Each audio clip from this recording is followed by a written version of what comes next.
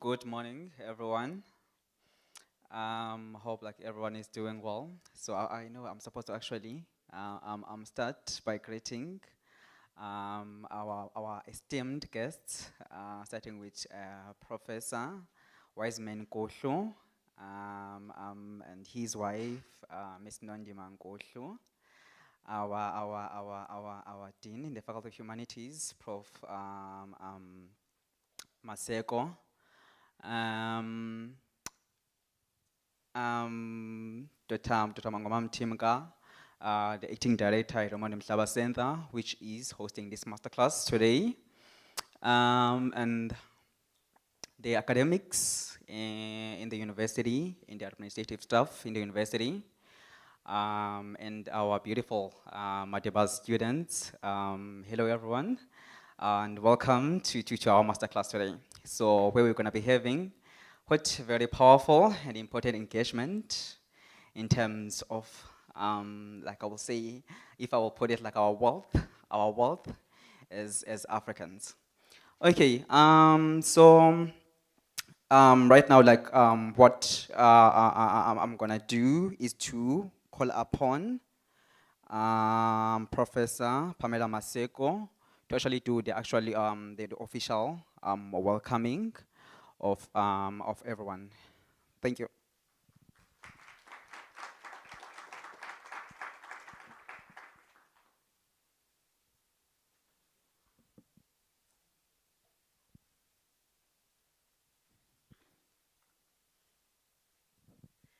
Molweni. Aibo. Molweni. Ninjani. Prof, we're trying as much as we can to showcase our students. And this is I placed your master's student who is in the faculty and is doing some internship. I think it's beyond internship now at the Center for, at the Raymond Mhlaba Center. And so please pardon us if there are any glitches. This is training grounds. So thank you, Musa, and greetings to you. You see, as the program director, we first greet you, so you should do this often before we greet anyone else. So, indwendwe zethu ezibekekileyo, distinguished guests, esteemed colleagues, friends, and most importantly, students who are here, and friends of the Raymond Mhlaba Center. Good morning, Diabolisa, and warm welcome to each and every one of you for joining us today for this thought-provoking masterclass. Prof, the idea of masterclass, I must take ownership of this, came with me 4 years ago when I joined the university, because we have these lectures where they are attended by a broad spectrum of people, senior people, junior people, and yet the nuances, the important issues that get raised in these lectures would benefit students more. And so we're offering this platform for each of the institutional public lectures and any lectures that we host. We're offering this platform for students to be exposed to the thinking of great thinkers and intellectuals like Uprof, and for scholars like Uprof to really provoke you and stimulate your thinking. So, and this is how we do it at the Faculty of Humanities. And so please take this opportunity to engage with Prof. You will hear when his CV is read that you are very lucky. Firstly, we're lucky as a faculty to have him, but you're also very lucky that you are addressed by him. So I'm digressing a lot from what is written down here.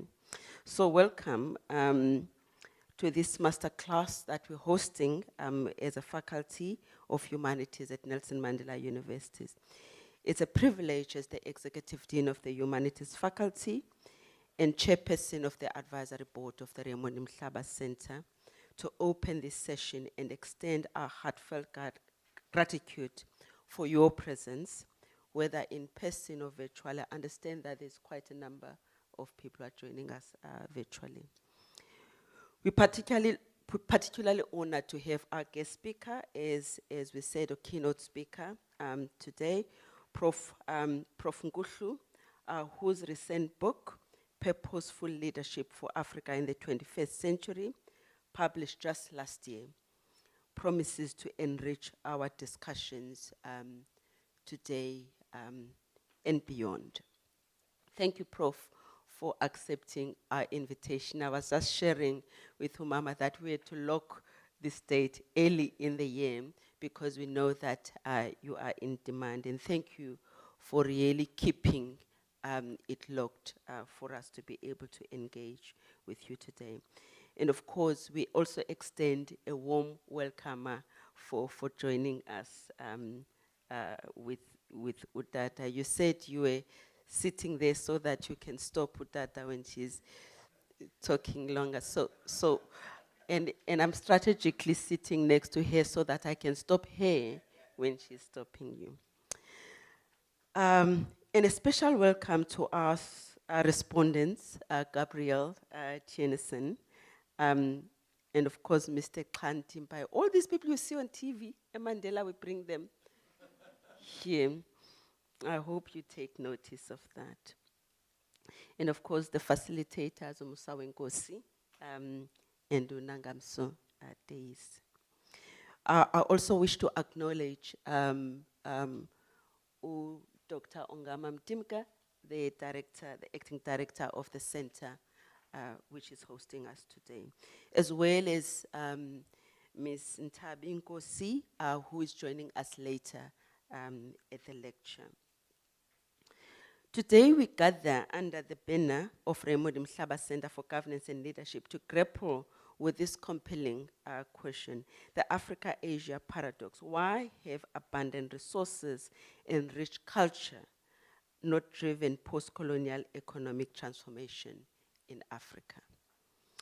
This question strikes at the heart of our continent's enduring challenges and untapped potential.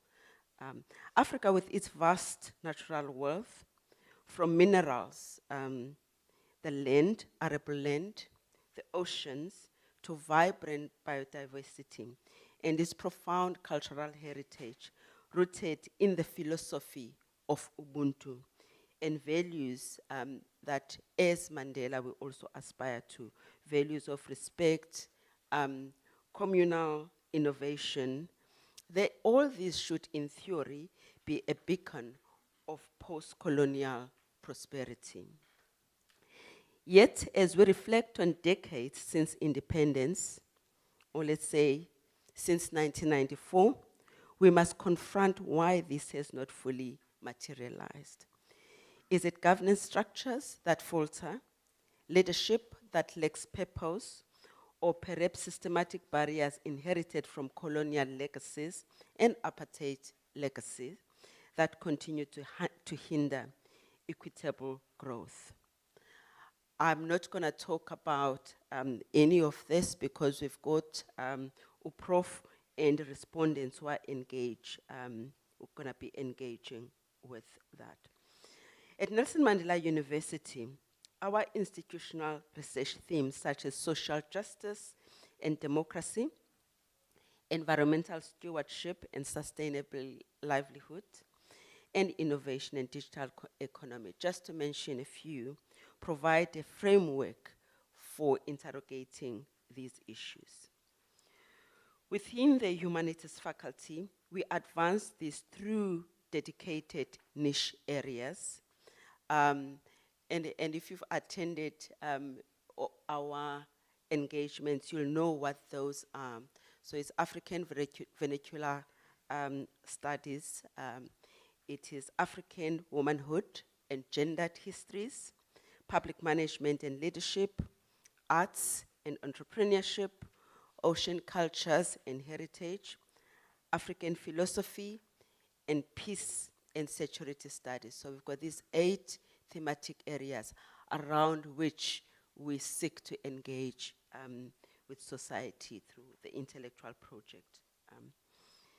And so we also have research chairs which grapple with some of these issues. And these are, as you know, it's African feminist imaginations, it's identities and social cohesion in Africa, and ocean cultures and heritage.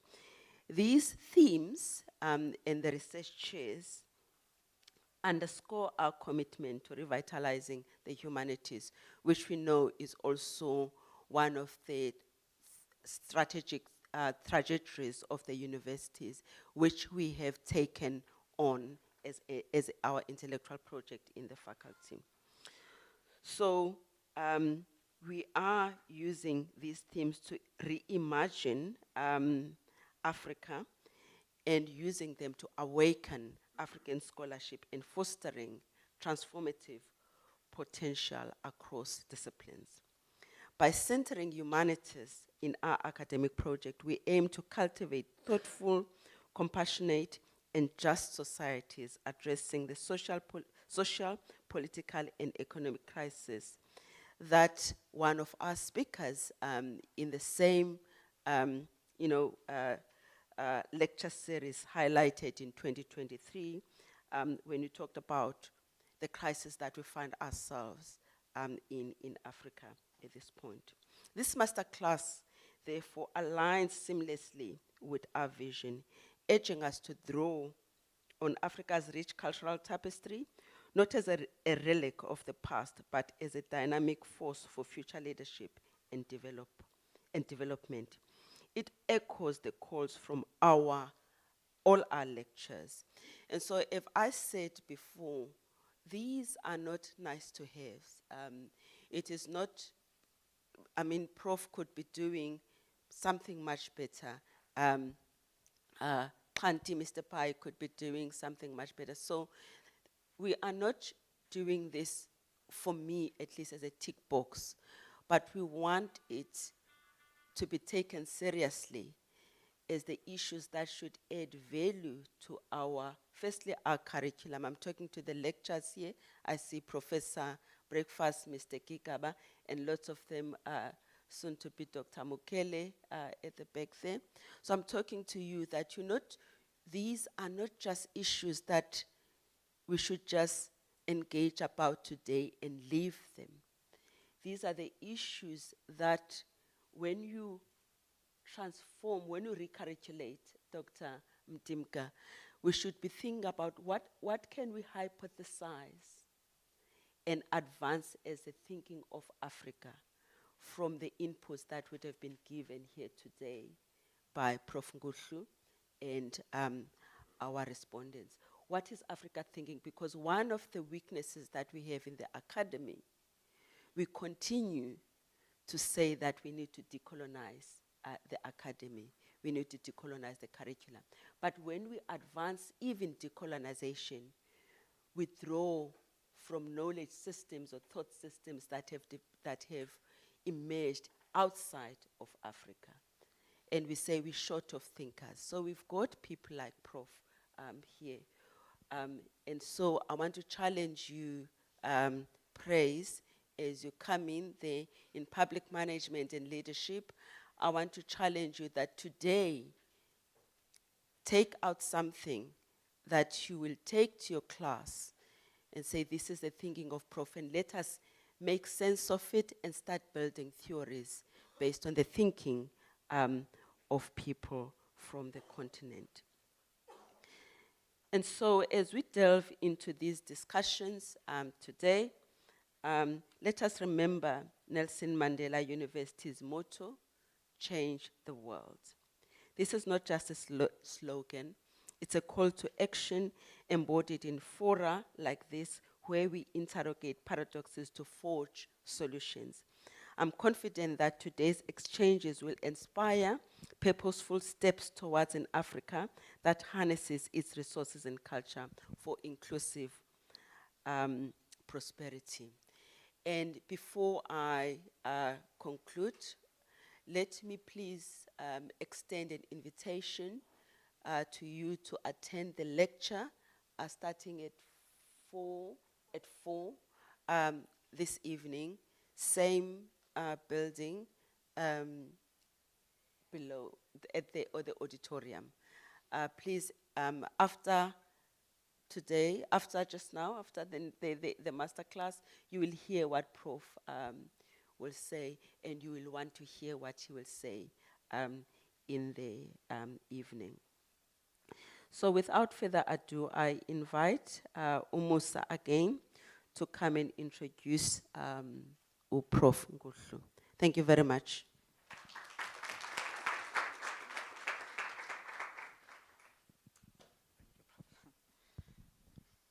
Did you leave with my papers?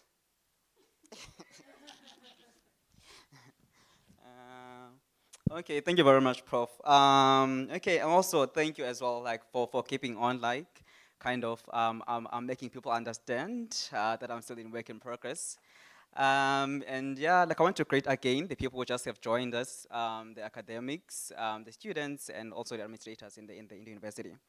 Okay, so also like I wanted to actually also like tell people as well, probably people who are not actually familiar with the venue, that on our this is my left, like on my left side, there is a females restroom, and then also on the right there is a male's restroom, and also I think you could be able to see also the emergency doors. Okay, okay. So the next thing like that I'm supposed to do is to introduce our keynote speaker,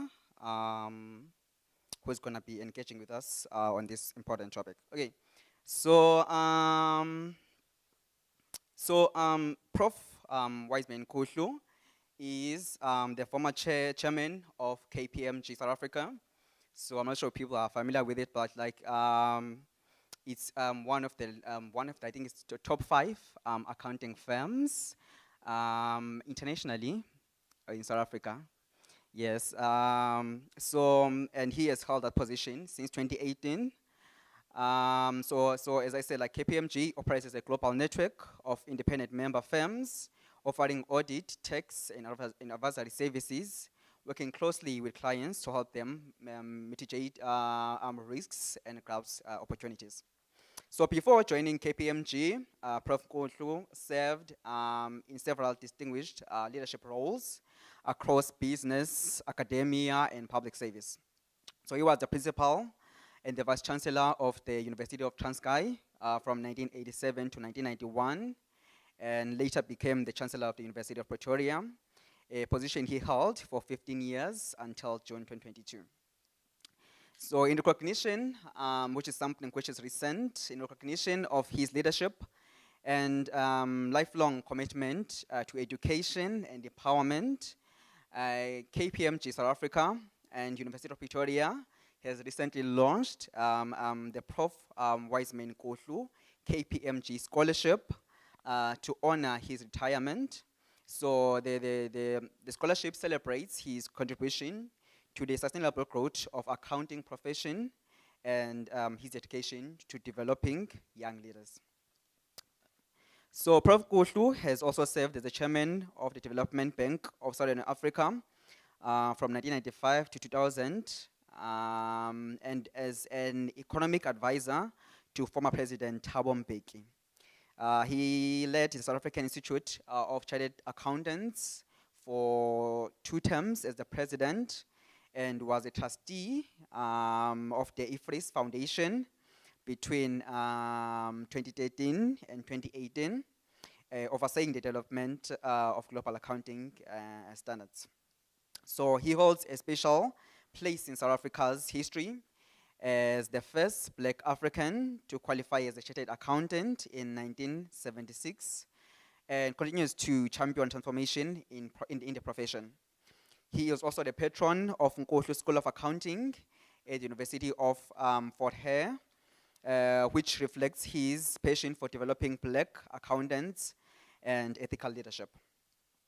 Most recently, Prof. Kohlu, as Prof. Maseko has also mentioned, has recently authored a book which is titled Purposeful Leadership for Africa in the 21st Century.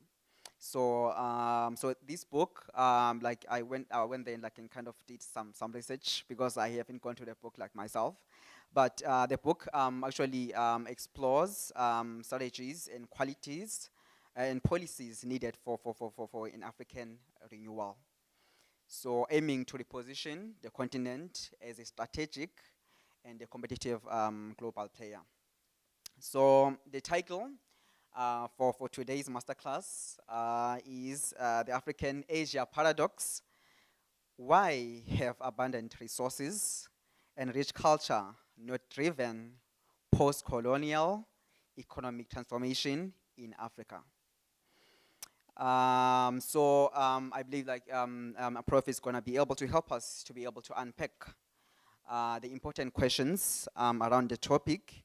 So ladies and gentlemen and others, like with a very, very warm welcome, let's clap hands for Prof. Gosha.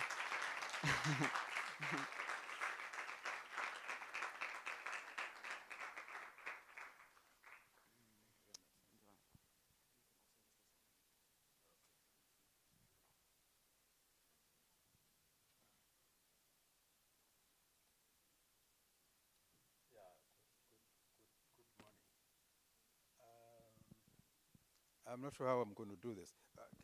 Can I use this? Does it work?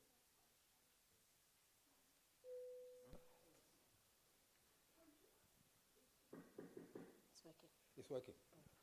Okay. You'll tell me if there's a problem because it's going to be easier if I don't hold. I can have my hands free. It's going to be easier.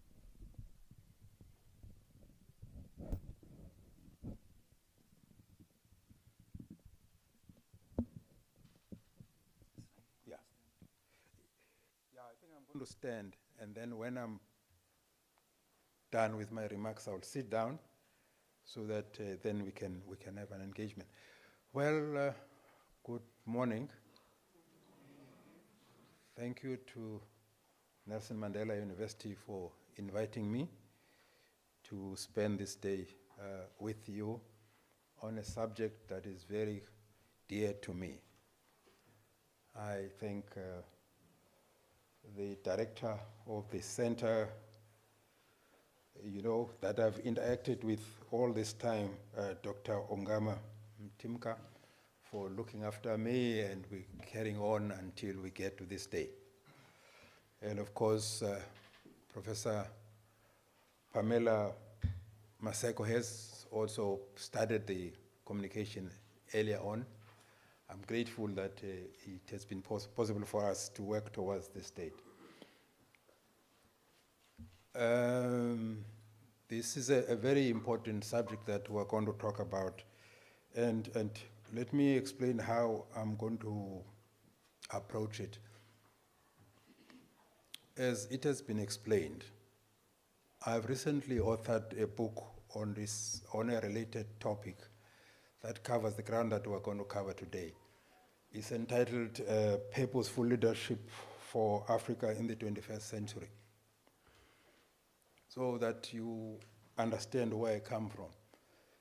What motivated me to write the book is the fact that my own hopes were really uplifted in the early 2000s when I was invited by President Obasanjo, President Mbeki in particular, to lead the new Partnership for Africa's Development.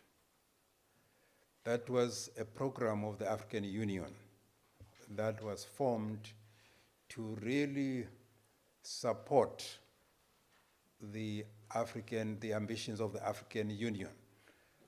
If you would recall, when a number of African states obtained their independence in the 60s, they decided that to form an organization of independent African state called the Organization of African Unity.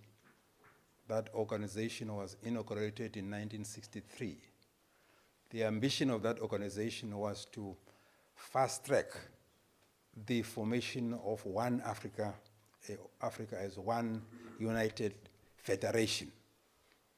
The champions that were really very vocal at that time, the most important one was Kwame Nkrumah, who said that if we want to be were serious about accelerating Africa's modernization, integration, and being able to really close the gap and reduce and eliminate the scourges of poverty, ignorance, and disease, which were the reasons that African countries embarked on the liberation struggle in the first place, was to fight those three evils. So he said, if we're going to make progress, we must unite, use all our resources. It has been said that we've got, we're richly endowed with minerals and other things. So we have to bring our resources together, make sure that we can do this in an impactful way. And we can also use our combined resources to resist continuing neo-colonization. That is, the former colonizers continuing to determine our political and economic policies. If we're to be able to strong and resist those pressures and be able to think independently and lead the continent in the best interest of the African people, not in the best interest of others, we had to unite. It's only when we're united that we'll be strong and able to achieve that independence and lead the continent. So in the early 2000s then, that was the aspirations of the Organization of African Unity in 1963. Over the years, as African leaders, presidents were becoming comfortable with being presidents and received overseas as presidents of the country, they just delayed this federation thing of African Union. They wanted to retain and protect the independence of their countries because it gives you status. You go to United Nations, I'm president of a country, I'm at the same level as President Trump. So you are going to lose all those trappings. There was going to be one president for the continent. So these African countries started resisting this thing. It delayed, and actually the powers of the Organization of African Unity became weaker and weaker, and the integration of African countries didn't make progress.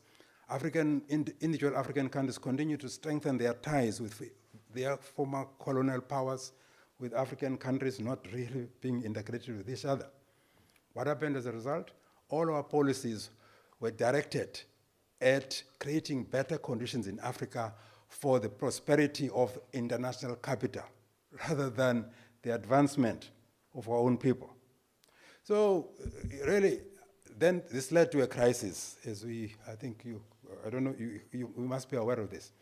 But with a promising start in the 60s, African countries achieving impressive growth rates and so on, during the 70s, things started to go the wrong way, and poverty started increasing again, and indebtedness, especially during the 80s, leading to a major crisis across the continent during the late 80s.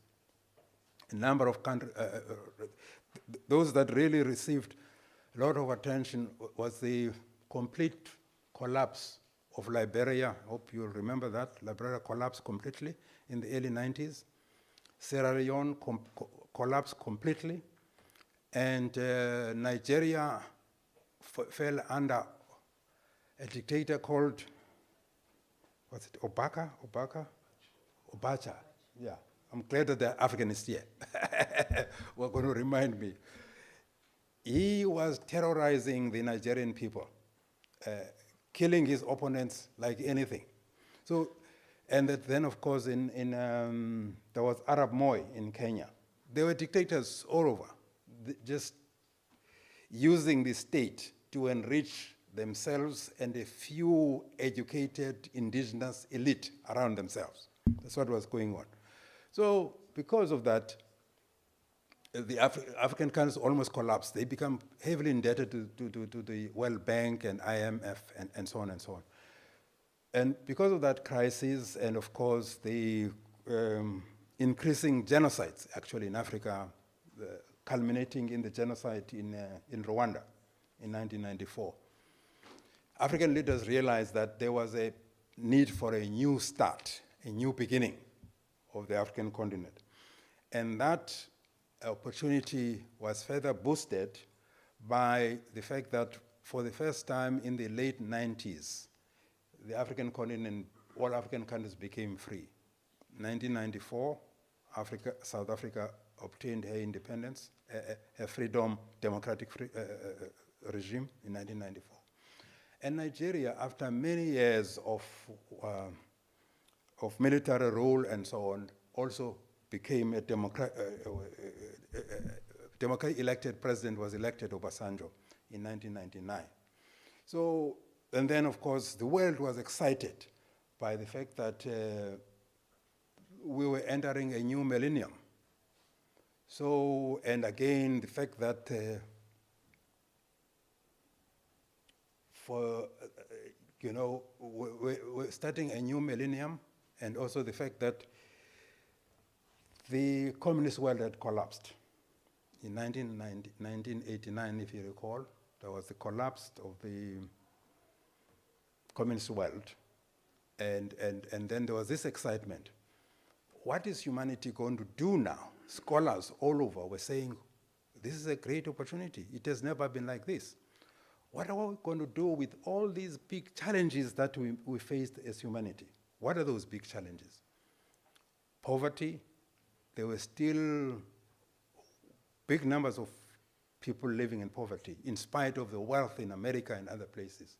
There were diseases all over. There was HIV/AIDS, and so on. So all those things caused the rest of the world to say, given this freedom, and now that, of course, some believe that liberal democracy had triumphed, and that it was the time to show that under liberal democracy, a better conditions for humanity could be created. And then, of course, the United Nations came up with the Millennium Development Goals in 2000. So that commitment of the world to say, let's tackle the big things.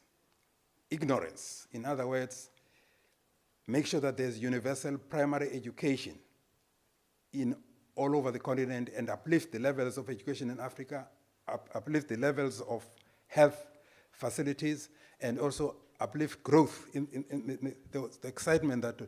So it was in that climate that then some of the leaders in Africa, President Obasanjo in particular, Mbeki, and President Ouad, and Bouteflika of Algeria, came with this idea that under the auspices of the African, first of all, they must transform the Organization of African Unity to a stronger body, continental body, the African Union.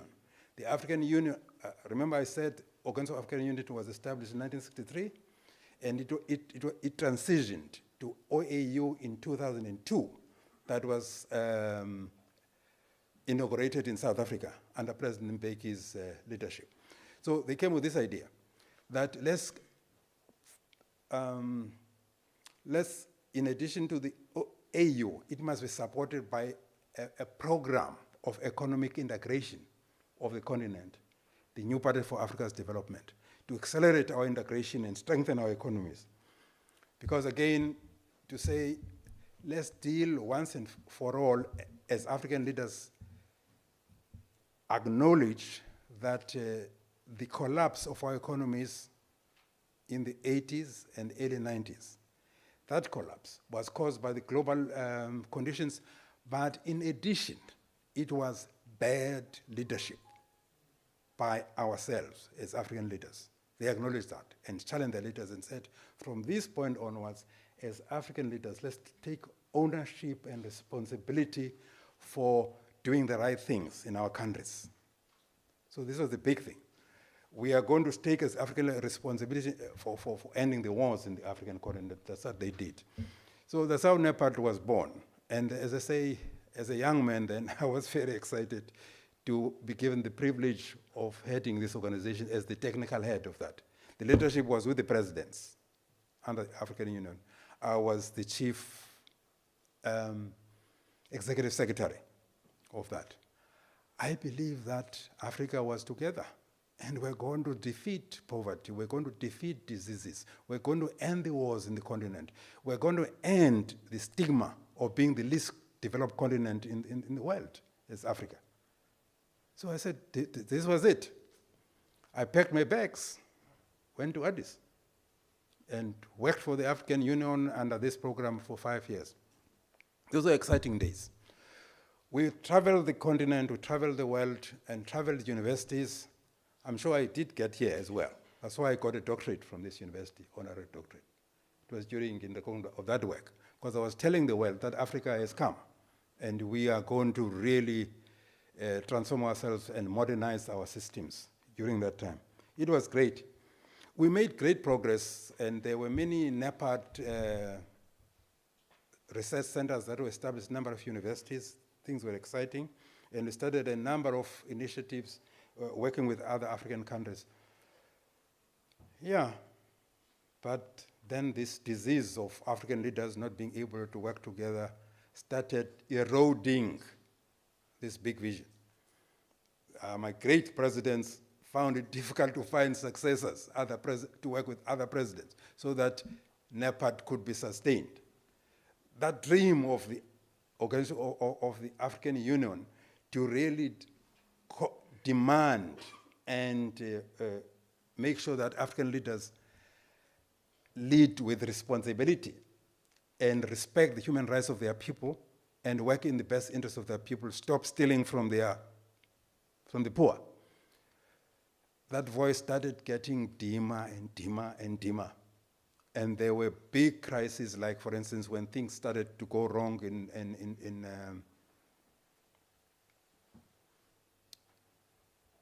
in Zimbabwe. Remember, I don't know, you guys, it's difficult sometimes to know how old you are and how interested you are on this subject. Zimbabwe was the best governed country in Africa in these first 10 years. Mugabe was the best president ever in terms of education, in terms of quality of institutions that they developed. Amazing. I used to go there to actually see how an African country could be run. And then things started to change. He changed, I don't know where pressure came from, but he started doing things that were just crazy. Even being intolerant of opposition parties and all that, things going wrong. Now, my presidents at NEPAD were champions of renewing this continent. They found it difficult to confront him. There was also another crisis that was developing in Sudan. Another great president there was starting to do crazy things, killing his own people, genocide in Sudan. And my presidents, somehow, they didn't have courage to deal with this thing.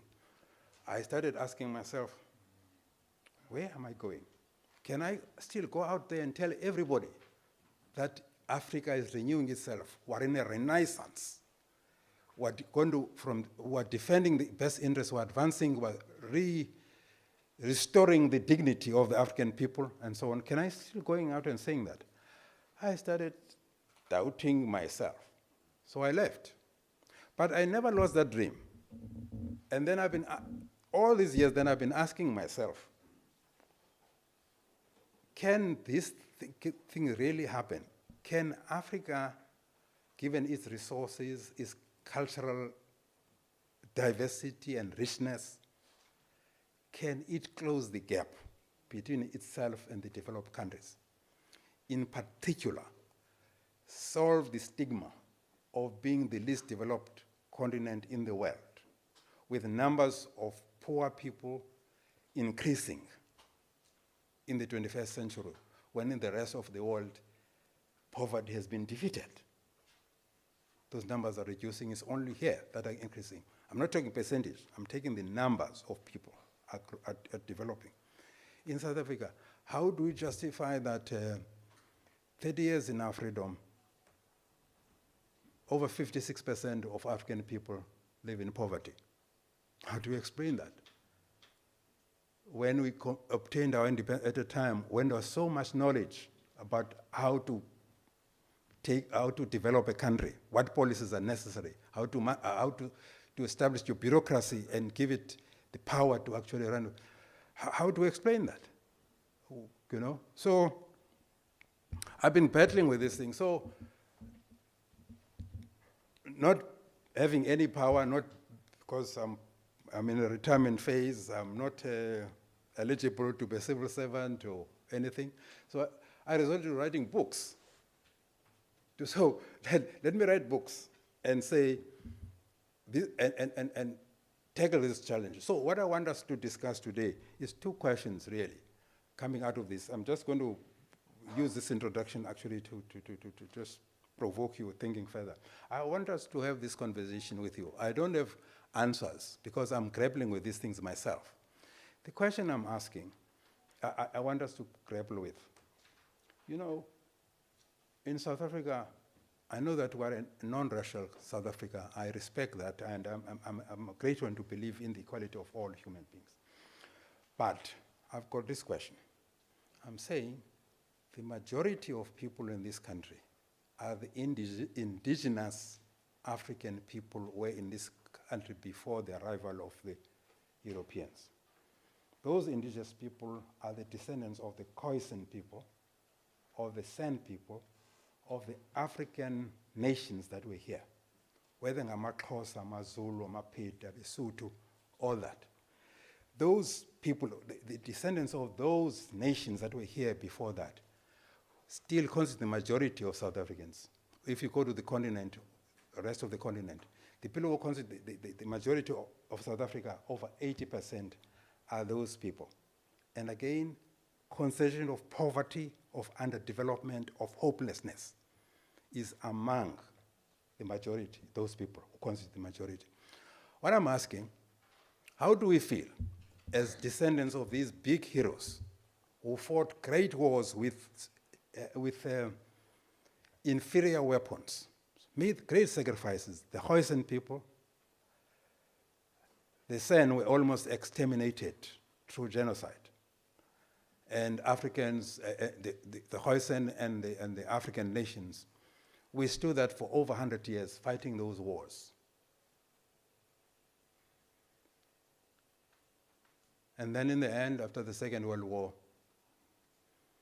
in 1994, we got another chance to be in charge of this country. We're the majority. And our people are the most downtrodden. Do you feel any special responsibility that is higher than that of other South Africans as descendants of those people to take the leadership in actually resolving this crisis? The dignity of us attaining the same level of scientific and technological development as other races, and taking ownership and making sure that we get our people, the majority of our people, out of poverty and underdevelopment. Do you feel that you have got a additional response than any other South African as the descendants of the Khoisan, of the San, of the African races that were here indigenous? If you do, that's the first question that I want you to think about. If you do, then what are the factors? What are the things that we must do differently that to really deliver on this great duty that we have, the duty we owe to the people who make extreme sacrifices of their lives to get us free? What are the additional things that we must do? Where this generation now that is in power can actually make a difference. They, Omre and others, they made their sacrifices. They went into the bush, got killed, got exiled, got jailed, rather than take a position to be second class or third rate in their own countries. They got their freedom. We started well, but we have messed it up now. But it's us who are still alive. So that's the first. Those are the two things that I want us to address. Do we feel that we have got additional responsibility as descendants of these people to actually lead and make sure that as Africa, as in South Africa and the rest of the continent, we get ourselves out of poverty and the stigma of being the least developed region in the world. And in South Africa, as descendants of these great heroes, we became the least developed and being the majority of the poor in this country. Do you think that we have got a special responsibility? If that's the case,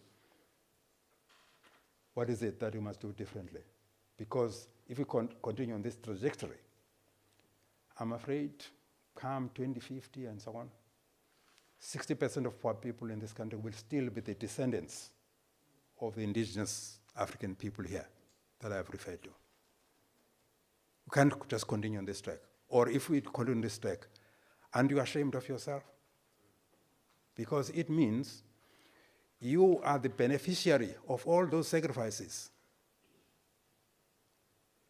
And now, just because you are fortunate for your parents to be educated, you are satisfied just to get along and really enjoy those things, even if you know those policies are going to leave the majority of your people, the descendants of the Khoisan, of the San, and the African nations that were here, in poverty. How do you feel about that? Think about those questions, because I want to have this conversation with you on those two things. Now, I'm just going to come to how I've dealt with this. I've agonized with these subjects so far in the book, so that you get to understand. I don't think I've got complete answers, but I've grappled with this thing. In the book, I start off, which of course, it will be wise for you to buy if you don't have a copy. No, the first chapters, I start off by just reminding every one of us, the people who are indigenous to this continent in particular. I'm reminding us that all humanity has its origins in the continent, from here, from Africa. You can read whatever you read. This has been researched by great researchers all over the world. All humanity has got its origins from Africa, particularly in East Africa. Europeans, Chinese, all of them, they come from here. They left this continent civilized, talking, having to talk, dancing, painting, and so on. So there's no extraordinary capabilities that end after leaving this continent. They continued, of course, to adapt to their new situations. So that thing is understanding that when we talk about equality of people and so on, it's not just academic or being nice to each other. It's a factual thing that really is proven by research and so on, that all humanity has its origins in Africa. And of course, they changed colors as they were moving, languages and all that. And they left this country. They didn't acquire new things. By the time they could talk, they could dance, they could do art and so on. They could make fire and all that. So, of course, they continue to adapt. That's the first thing. The second thing is that, again, if you look at the great cultures of the world, the great kingdoms of the world, again, I just remind you, when you think about yourself, you feel that, why are you a third citizen now, you poor and other people are rich in America and so on? When you pit yourself, think about this thing, that for a big part of early history, the greatest civilizations were in Africa. If you read history, the greatest civilization was around Egypt and the Middle East. That's where the great civilizations are. Where? Egypt and those. Doesn't matter whether those Egyptians were black like me or light like Khoisan or something like that, but they were Africans. Those great civilizations, the pyramids, the taming of the Nile and all that, all those things that geometry, that algebra, that mathematics that was used to do all those wonders, those were the brains of the Africans, the imagination of the Africans. And those people spread to Sudan, to West Africa. Some of them came south, some went. So, having said that, then in terms of civilization, I'm saying that the most advanced civilization in the ancient civilizations were in that region, including Africa. So, and then even later, right up to about the new era, around 1400, 15th, 13th, 14th century, Africa still had some of the greatest empires in the world. I touch in the book of the ancient Ghana. That's a big empire. I touch on the great Mali Empire. Just again, the point that I'm making there is that in terms of sophistication of those empires, of Great Mali, Songhai, you know, they were at the same level as their counterpart in India or France and so on. They were not inferior. So one must understand that. And then the question then is, what changed? How did things change? So I'm saying in the book, it's important to understand that greatness, that we're at the same level. Whether at that time, African kingdoms, as I say, they could, they had sophisticated, they meant, I mean, ancient Ghana, for instance, had an army of 200,000 people. Think of the logistics of feeding 200,000 soldiers, arming them, and housing them, and so on. That must have been a very sophisticated government. They had mining gold, they were mining gold, and so on. They were trading with the Arabs from the west of Africa, West Africa trading with the Arabs on the east. So we had very sophisticated kingdoms. Right up to the time, actually, that these interactions with the whites started in the 50s, we had strong kingdoms that managed to have staged fierce resistance to colonization. I touched on the kingdom of Benin, for instance, the kingdom of Asante around Ghana, and so on, and also some kingdoms around the Congo, and so on. So then with that, I think as Africans, it's very important to understand that we're not behind other races. But then how humanity has grown over centuries is that it would happen that inventions would be made in one civilization and give that civilization an advantage over others. And so on. It was happening over centuries.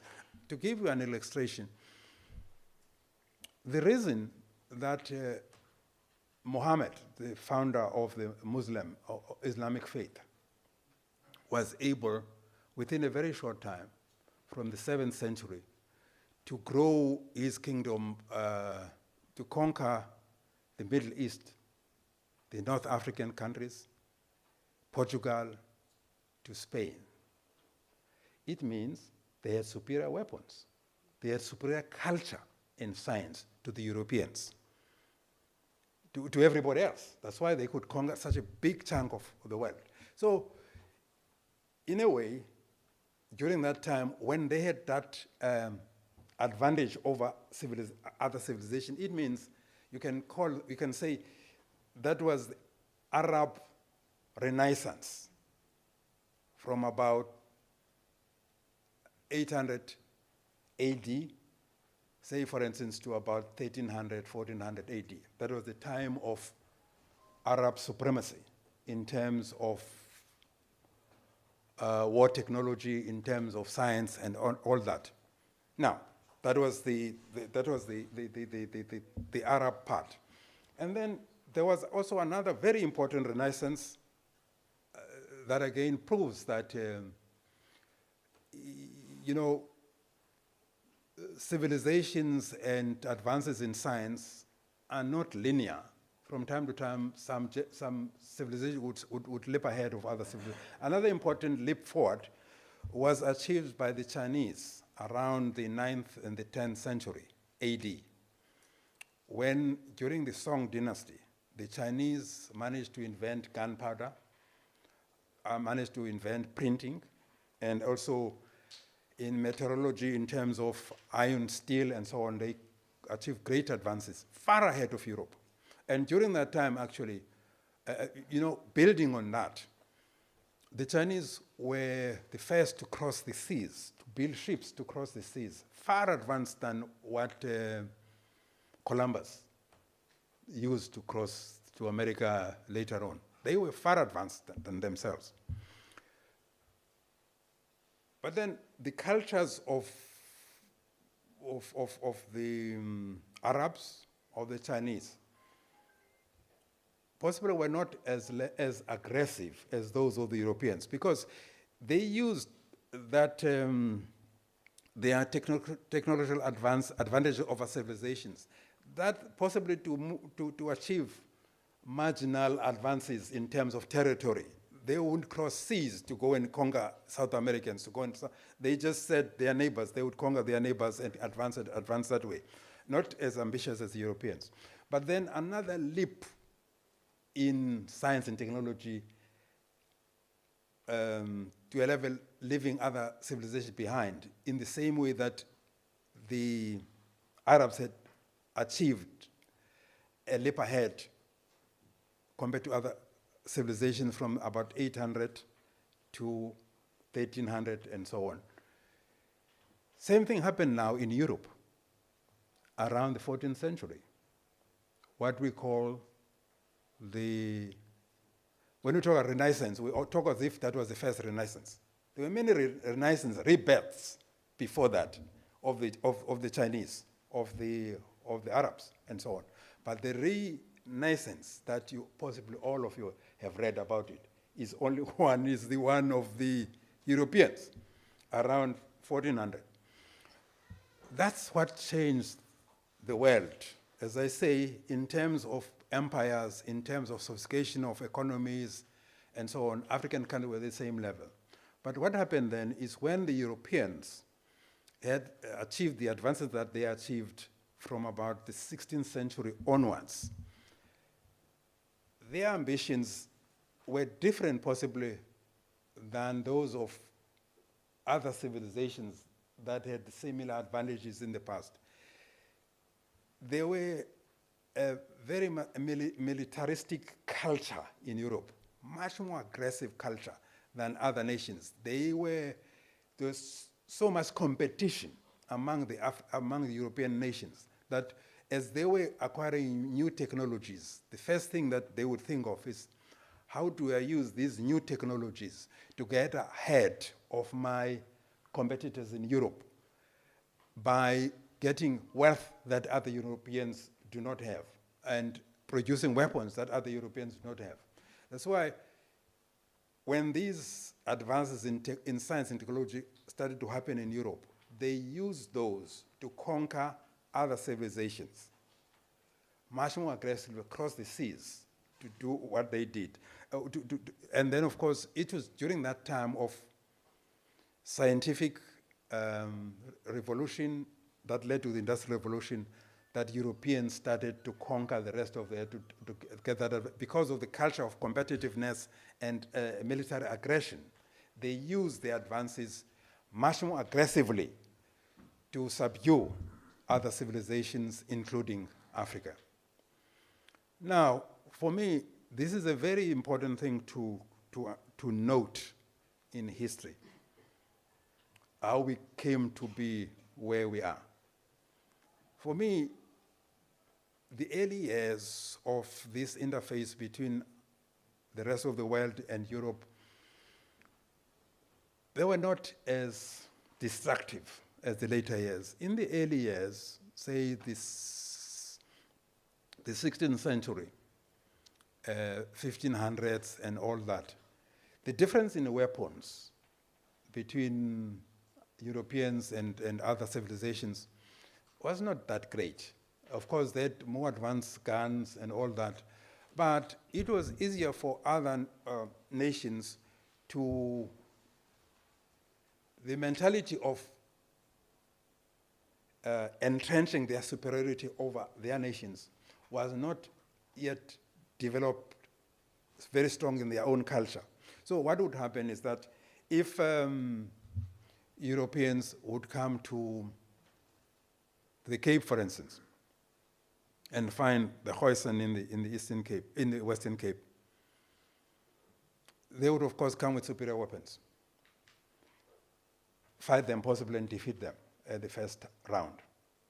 But because they were not obsessed about their superiority, they would find it easy, others, to trade their guns for cattle with the Khoisan people. Within no time, you'll find that the Khoisan people have got guns as well. So in those days, it was possible within a very short time, when this difference in technology was not that great, within possibly 20, 30 years, the advantage that Europeans had in terms of super weapons would soon not be that big, because the others would acquire the same weapons and be able to fight back. So that's why the wars took such a long time. It took a long time to actually subdue the Khoisan uprisings in the Cape. That's why even in the Cape, it took over 100 years for the African nations to actually be completely defeated. Because the Europeans would have this advantage at the beginning, and then the others will acquire the weapons. But where changes came, it was mainly from the scientific revolution. This is the point that I make in the book. If you disagree, you must read the book, and if you disagree, I'm ready to engage you. But I'm saying, what really led to the dominance of the world by Europeans was that scientific revolution.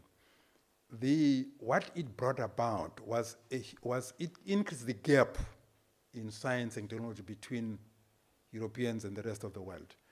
Let me give you examples of these kind of technologies that I'm talking about. You know, the other civilization had technologies to work on textiles and make cloth and other things, including West Africans. Indians were superior. Porcelain in China, they had technology to do those things. They had technology to work on iron. All the other civilizations, they had technology to do that. But then what happened in 1769, around that time, around 1769, was the invention of steam engine. The steam engine by James Watt. That is what, firstly, it was that steam engine that gave the Europeans big power. It led to what they call the spinning jenny. That is a mechanized way of making textiles on a bigger scale and cheaper. And suddenly the Indians, who were leaders in the world on textiles, lost that advantage, because Europeans could produce this on a mass scale, cheaper, and all that. And of course, with superior weapons, they would say to the Indians, we're not going to allow you to bring your textile to our economy. If you do, we'll pay you heavy, what is this thing that Trump is doing now? Tariffs. They would say tariffs when you bring finished goods from India to our economy. But we are going to manufacture finished goods here and sell to you, and you open your doors. Otherwise, our cannons will be at your door to demand that you open it. So this is what the steam engine, the locomotive around the early 1800s, 1804 or something by Stevenson, electricity by Michael Faraday, the electric motor around 1821, and the electric generator around 1831. That electricity, those steam engines, telegraphs around 1837 by Morse, who came with telegraphs. Of course, it was those kind of scientific technologies. Think of that now, you have got these technologies. Electricity was a game changer in terms of enabling them to manufacture weapons, trains, on a scale that nobody else could do. Other civilizations could not do that. They used that to humiliate, destroy other civilizations, take their minerals and enrich themselves at that, and really also keep the technology, science and technology to themselves and deprive the rest of the world that. I make the point in the book, when we think about where we are, how important it is that all our energies must be on closing this scientific and technology gap that developed between ourselves and Europe as a result of this. It's important that we stand still here and understand that European nations had an advantage. They were industrialized for over 200 years before we as African countries could start industrializing ourselves. Remember that. If you have got an advantage of scientific and industrial for over 200 years, and during that time, these Africans are slaves and or are colonized, have denied all economic power to decide which technology to adopt from you and so on, and you just have to give them the raw materials to continue increasing the gap between them. So I make that point, then I end by saying, when we got free as African nations, we didn't appreciate in the same way as the Indians and the Chinese that the reason, the gap between us in terms of between Europe and ourselves was as a result of the scientific and industrial inventions and revolution. We thought that we should just be democratic and have human rights. And then things will be okay. In terms of education, we can continue as long as we have education that enables us to speak English and read other people's books. We're okay. The fact that that industrial revolution created new mindsets about mastering nature. To understand how these mindsets were changed by the scientific revolution in Europe, read the story of this Michael Faraday or Maxwell. The patience, perseverance in developing this electric motor. They were crazy. They work on the discipline that they have, protecting their patents and so on. So that kind of thing became embedded. The scientific mindset became embedded in the West. And that is why, and those scientific mindset, that's what gives you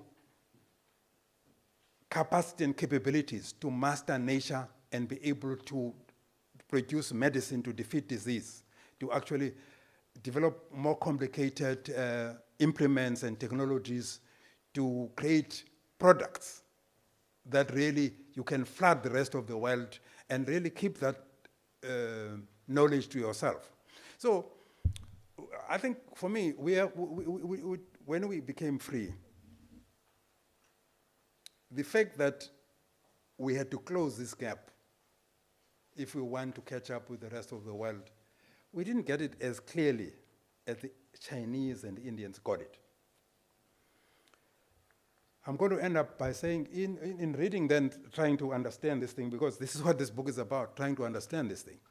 I said, Let me go and acquaint myself with the history of the Chinese. Let me go myself and acquaint myself with the history of the Indians. So in chapter 8, I only give you a brief summary of what I got from those readings, from that history.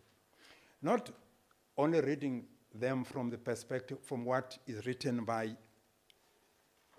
Western historians. I had to go and read what Jinping says, what other thought leaders in India and so on, how do they explain it? So what they say is that they realized that the gap, the reason that it became possible that they got defeated and humiliated by a civilization that was historically inferior to their own was the fact that this gap in science and technology developed. You know, Chinese and Indians are very clear even today that their civilizations were superior to those of the Europeans for the best part of history, right up to about the 19th century. They're very clear on that. That's why they said this aberration of these Europeans suddenly being leading the world is an accident.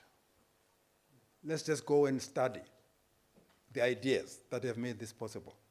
And once we've understood those ideas, make sure that, oh yeah, okay. Sorry, I get carried away by this thing. Yeah, once we have understood that, once we have understood those ideas, then intentionally and purposely integrate those ideas in our own education and use those ideas to empower our own people and also transform the mindset of our people to have confidence to master nature and be able to develop these own capabilities on our own. So when the thing that they learn from the West, we're not just trying to read be clever in the history of the Europeans, and so on, which is also important that you must do that. But fundamentally, they said, why is these people having mindsets that enable them to produce aeroplanes when we don't have those mindsets? Why do they have these capabilities? So that is why, what then that research and studies revealed to them, to the Asians, was no, the secret was in science. So what we must do differently is science. What we must get differently is meritocracy, is pragmatism. These are the things that we must get better. It's also how our economies, market economy, we must get better. So they said, yeah, the question of human rights is important. The question of democracy is important. But those are not the real drivers. Those are not the things that enable you to defeat poverty and unemployment. It's when you equip your people in the first place with knowledge, technologies to be able to master nature and be able to create these big things and the things that are important in their lives. And also choose in your development policies and economic policies things that really enhance the scientific and technological upliftment of your country. Those things must be number one. And my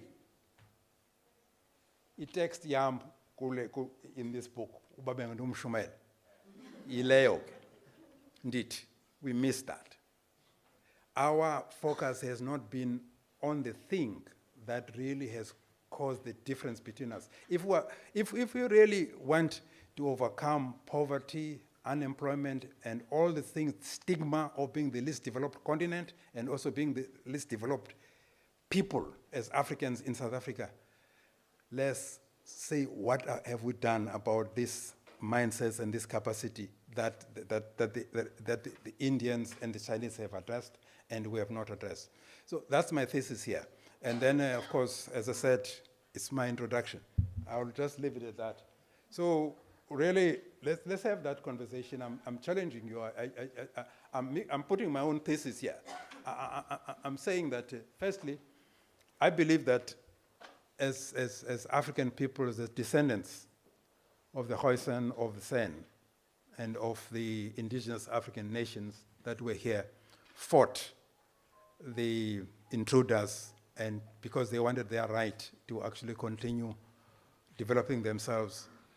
As these are those people who have got as additional duty when it comes to really leading this country out of this crisis that is in. What's your view on that? Secondly, if you agree, what are the things that we must do differently from now onwards? Things that we failed to do. As a result of that, we continue to be the most downtrodden people. And in my view, because we're great in the past, and our forefathers, even as late as the 19th century, after they were conquered by the Europeans, they had great human agency to actually go into the bush, go into exile, fight the colonizers, and take the countries back. But now, it's us to build on that foundation and say, how do we redeem ourselves? Get ourselves off the stigma of being the less developed people in South Africa and being the less developed region in the world. How do you respond to my questions? I would appreciate, yeah. Oh, thank you very much.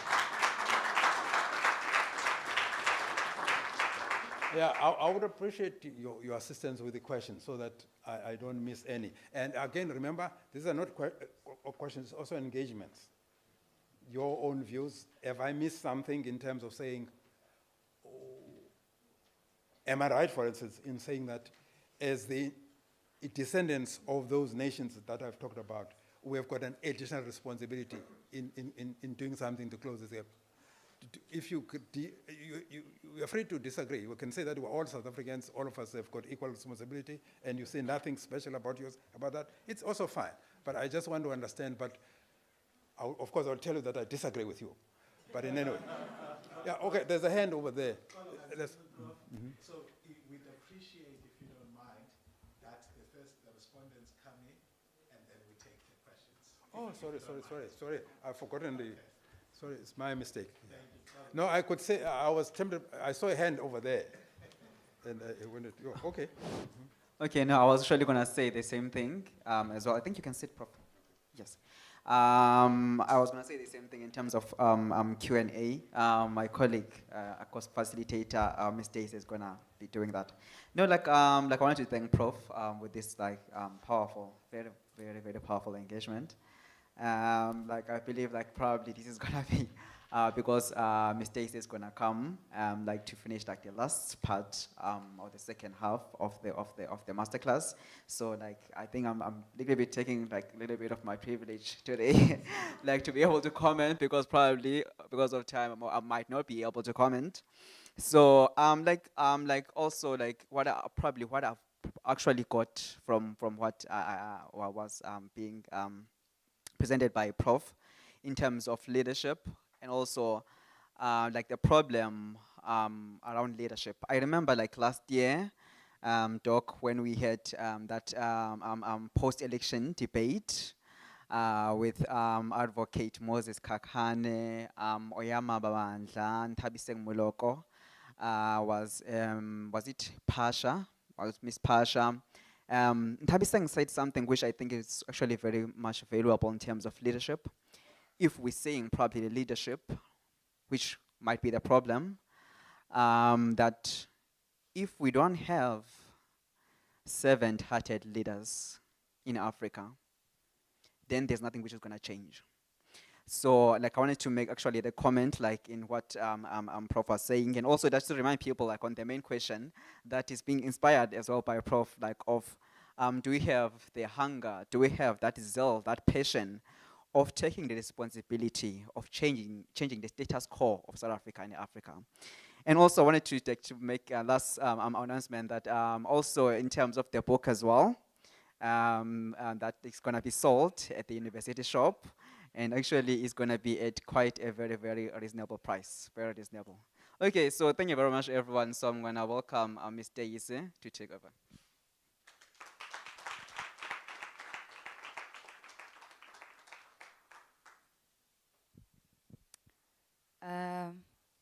Thank you very much to Prof as well as our esteemed guests for today. My name is Nangam Soteise.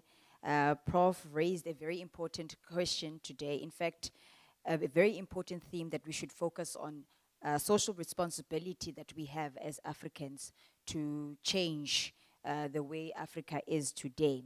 So to further investigate and to interrogate the paradox of today's theme of resource abundance and economic underdevelopment, please help me welcome our two respondents, Ms. Gabriel, as well as Mr. Khanti, who are going to further share their insights on today's theme.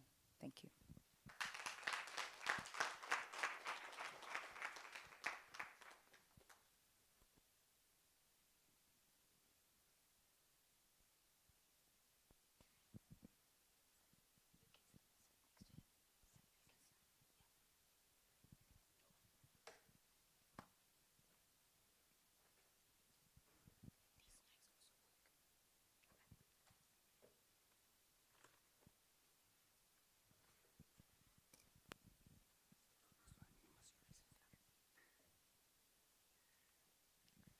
Okay, good morning, everyone. My name is Gabrielle Tennyson. I'm a political and conflict studies student here, honor student here at NMU.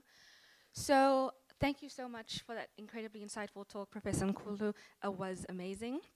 I would like to offer a insight using a comparative analysis of two countries, one in Asia and one in Africa. I have chosen Singapore and South Africa as both of these countries are the biggest financial hubs in their respective continents.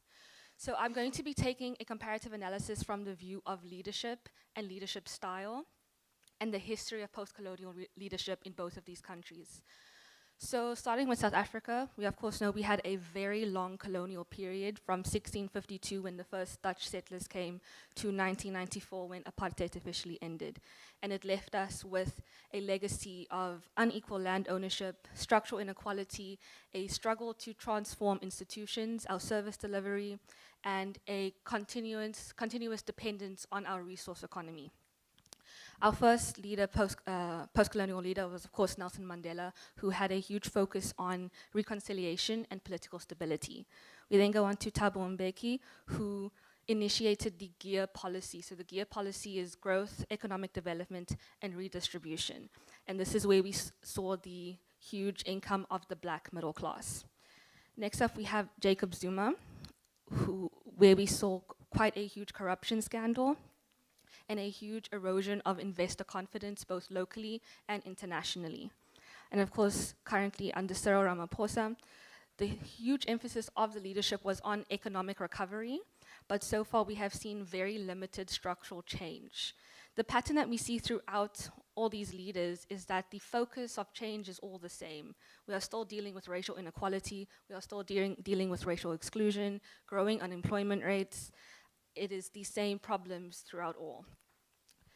So what we also see is that South Africa has a very distinguished financial system, but that the development of the financial system does not translate into the broader economy due to weak policy follow-through, which basically means we have policy creation and we have policy ideas coming in, but we are failing to see proper policy implementation. I will now move on to Singapore and their colonial history and their history of post-colonial leaders and notes on leadership from those leaders. So the colonial legacy of Singapore is definitely not as bad as ours, and that is very important to note. They also had a much shorter colonial period from 1819 to 1965. They were under British colonial rule and Japanese occupation. And their entire economy was built on trade. So even under British colonial rule, they focused it on developing the ports, developing trade. And so post-colonial, they inherited incredibly good infrastructure. So all the post-colonial leaders were already sitting on a country that was built up quite nicely. That's also very important to note. So the first post-colonial leader was Lee Kuan Yew, who led from 1959 to 1990, and he used a developmental authoritarianism approach. He emphasized state control and anti-corruption policy, and he based it on meritocratic functioning, which essentially means anyone who is absolved into government has not only the degree to back it up, but the experience, whether it be in the financial sector, leadership sectors, political sectors, to function in government. And he also had large investment into human capital. So there was investment into skills, into education, into the youth. Then he was then followed by Goh Chok Tong, which is a very important part of this conversation, who also used that same developmental authoritarianism approach. He also added the importance of global integration and economic liberalization. One of the landmarks of Tong's period as prime minister was social reform. He heavily emphasized that within parliament, there needs to be minority representation. So in the Singaporean sense, that means representations of Indian Singaporeans, Malaysian Singaporeans. And he also said it's incredibly important to have opposition representation in parliament, so the opposing political party to the one in power. In 2006, after his time as prime minister at an international banking seminar, he said that good policy implementation is found on three key pillars, which is effective leadership, sound institutions, and social cohesion. He coined it the treasure trove to sustained economic growth. He then said that if these institutions are run poorly, it is very vulnerable to exploitation, which leads to corruption, and that good institutions do not require a specific political system, but sound leadership, which is an incredibly important point because it shows that from South African perspective, it's not saying we need to become an authoritarian country in order to have economic growth. It's saying we need good leadership to meet the social context of the situation we are in right now. He also mentions that there needs to be trust between the government and the society, and that with policy implementation, it needs to be made with the people in mind. So you need to make sure that it doesn't just benefit those at the top, but it benefits every section of society. And then he also says, with progression in government, it needs to be based entirely on merit. Entirely on merit. And with the conversation between the trust with government and society, it's very interesting because Singapore has a mandatory voting procedure, essentially meaning you have to vote if you are registered, and if you do not vote, your name is taken off. So in future elections, you lose that right. So Singapore sees insane voter participation each time they have an election. When we look at South Africa, in our past 3 elections, we have seen a steady decline in voter turnout. In 2014, our voter turnout was 73.5% of registered voters. In 2019, it was 66% of registered voters. And in 2024, it was only 58.6% of voters. So this demonstrates a decrease in trust between the society and the government because people aren't even bothering to exercise their voting rights for representation. Just as a few important stats to showcase the difference between Singapore and us, there's quite a few here, but for the sake of time, I'll mention the most important ones. So when we look at the unemployment rate, so since they've had freedom for 30 years more than us, I will use the stats from their mark of 30 years of freedom to compare to our mark of 30 years of freedom.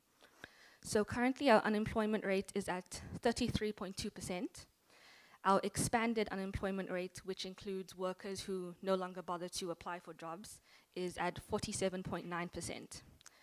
At 30 years of freedom, Singapore's unemployment rate was at 2%. In 1965, the year Singapore gained their freedom, unemployment was at 10%, showing an 8% decline in unemployment.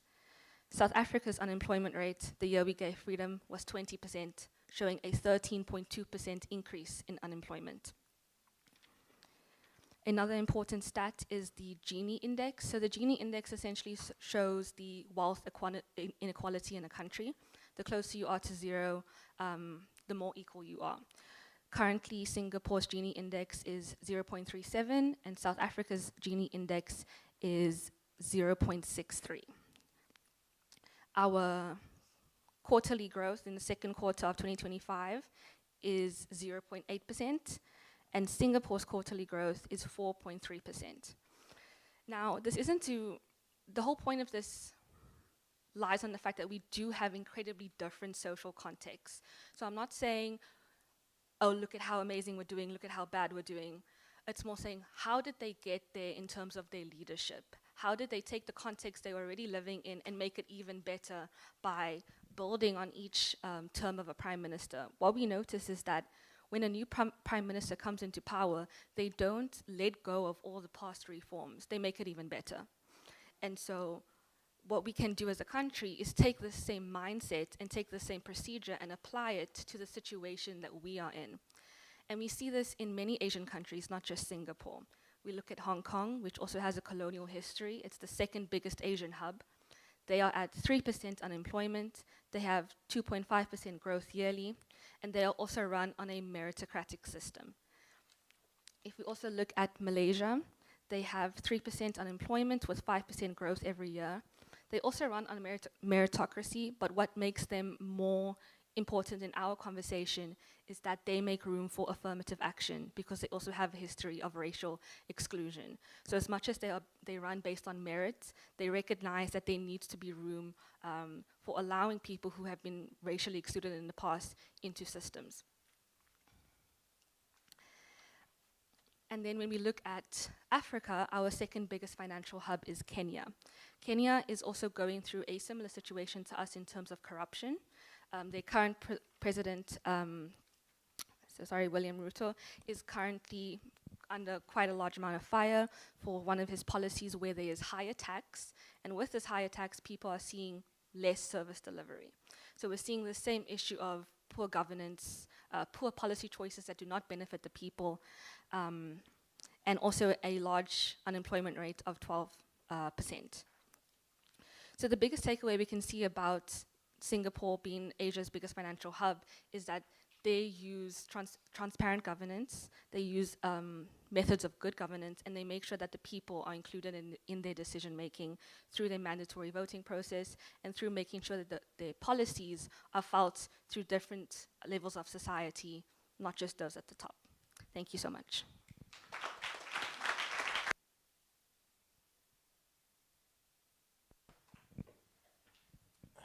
Thank you so much, and good morning, everybody. It's really wonderful, wonderful to be here with you. So I'm going to start maybe a little bit later. You know, Winnie Mandela, in her in a criticism of our of our law, especially the Constitution, she says, you know, she bases it on land, and she says, you know, the whole struggle, and I guess few people can talk about the struggle better than her. In our struggle, the real struggle was about the land. And in that sense, the compromise perhaps did not make that much sense. But I make no judgment about that.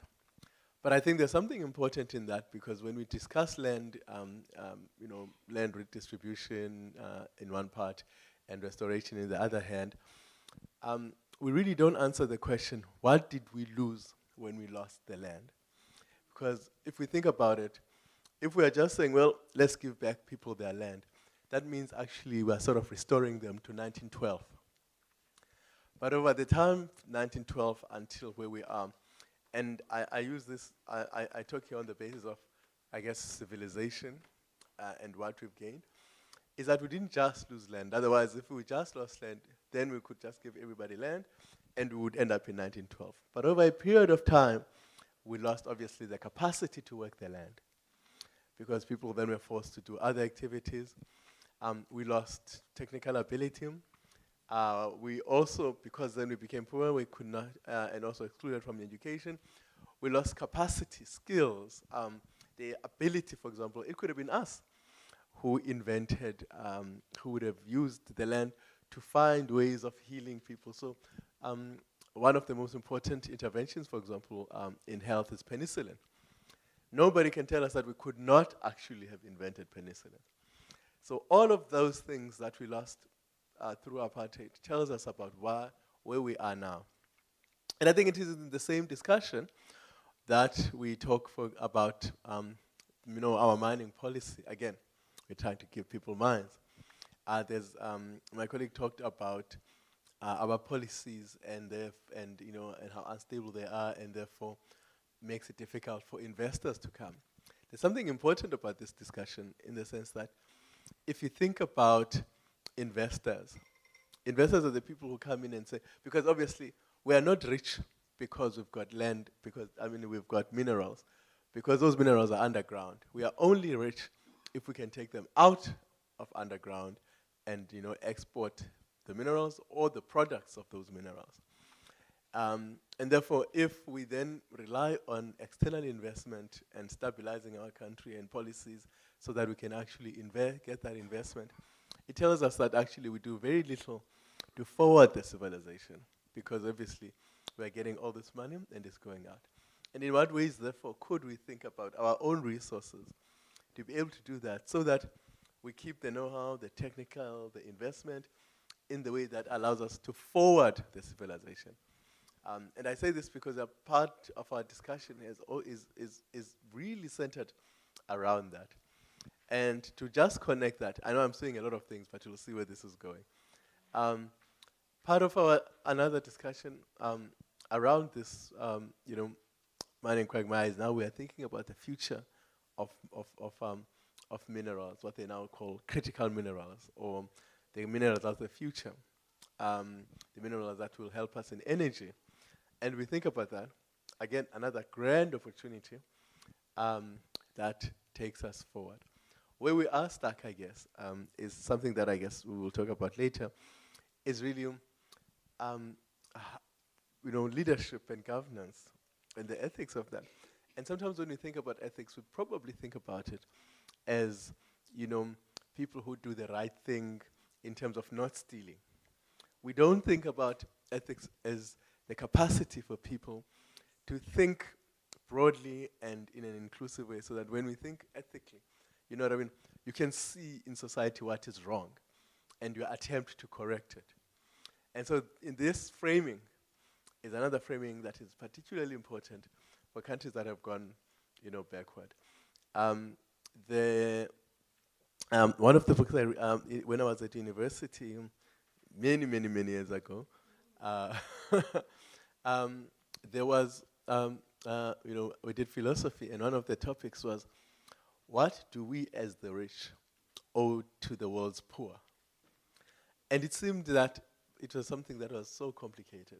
But certainly it seems to me that if we think about it, if you see a poor person, you wish to, you are responsible to them, or because you think about them and you say, why should I help this person? You probably should think, because if I were in that position, I too would want help. And so that by itself should allow us to think about how we do that. So if I connect all of these, it brings me to this part about, again, ethics, in the sense that we've got companies all over, and these are the companies who are supposed to then obviously help us to forward our civilization. They do the research, they do the investment, they do all of that. But then, of course, they've got what is called limited liability. But so that actually, people actually are able to invest. But Prof, you'll know better this than me. What do they call the codes? Company codes of standards were created by Prof. What is it? The Prof that leads the standards of governance.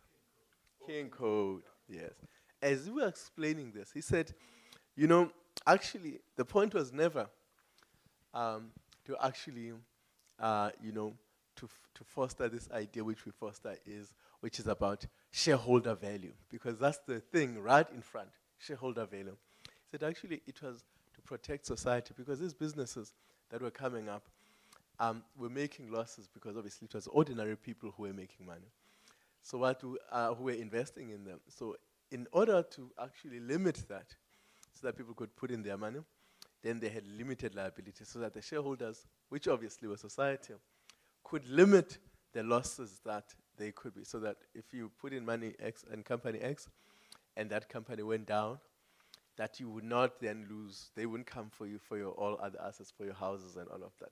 And so not so much the focus on the idea that, well, let's make sure we increase profits for the shareholder, which is the main focus now. Now, if I bring all of that together, it really allows us to think about, obviously, the losses that we have made because of all of the misunderstandings of all of the things that we think are the things we should be doing. And I think the challenge to all of us now is to really look at our society and really look at what we call, obviously, civilization and other civilizations in the world and say, what can we learn from them if we can? And in what ways actually do we redefine our own way of doing things? Because I think the Prof gave us a lot and lots of very, very good insights in his work, and I'm sure he's going to give us more. In that, all of the points I mentioned that are parts of interrogation around which we really, really, really should think about this civilization that we think we are trying to build. And in what way will it actually be civilized? Because, I mean, there are all sorts of civilizations, but what is the one that we want in our context, given our history? And again, I want to say to people, and land policy, you know, when I talked to one of my friends who's an advisor to the Minister of Agriculture, Land and Rural Development, is that we make a mistake to think our big focus is, you know, black people only have 13% of the land. That isn't really part of the question, because as we give people land back, they can only sit with it, because obviously agriculture is is capital intensive. It's really, really difficult to do. It requires a lot of scientific knowledge, as we now know, for example, that we are going into climate change. Climate change and climate impacts have changed even the way we knew how to do agriculture, if we knew. So that, you know, rainfalls are erratic, you know, there's new kinds of science, and so that difficulty is there.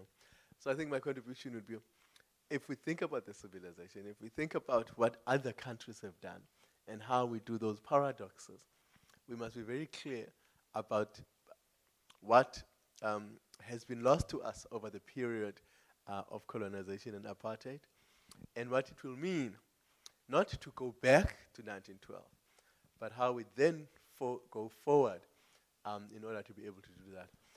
And then the last thing is about leadership. And that leadership is really, if we think about it in its most important form, is that it's not so much our presidents. It is about how we lead change where we are. And, you know, there's that saying, you know, lay your bucket where you are. And that is a particularly important issue. And I'll give you a last example. One of my close friends, we were together in high school, and we had a really bad teacher in mathematics.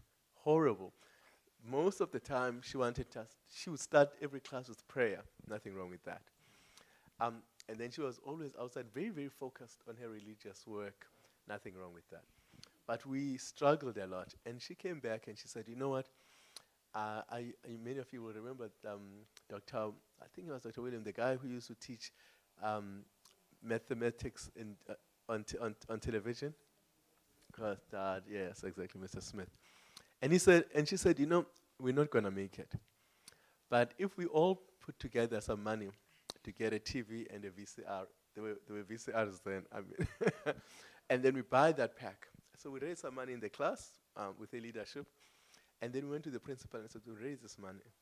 Could you then add whatever is needed to buy a television set and a video cassette and all of that pack, so that we can all sit during math class and watch those videos.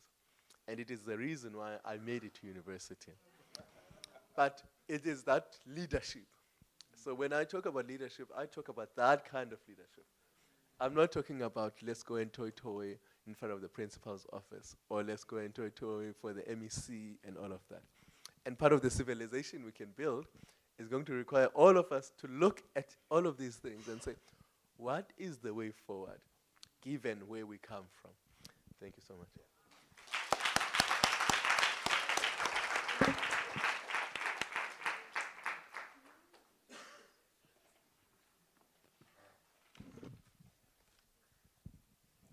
Thank you very much to Prof. Ngoshu, as well as our respondents for today, for that intellectually rich and inspiring address. Your reflections not only illuminated a profound legacy of Comrade Raymond Mhlaba's generation, but also its enduring relevance to contemporary leadership in the South African perspective as well as beyond. This masterclass not only reminded us that leadership is not merely a positional exercise, but rather a moral transformative endeavor that is anchored in purpose, integrity, as well as commitment to public good. At this point of the masterclass, we're going to take sessions for the Q&A. We're going to take hands where it's going to foster critical thinking. I've noted you, Kawe. It's going to foster critical thinking as well as scholarly engagement. I please ask for members of the audience to please raise your hand. We're going to take 3 hands at a time, and let our questions please be concise so that it is easier for us to note. So I've noted 1, 2, 3 at the moment. Kawe.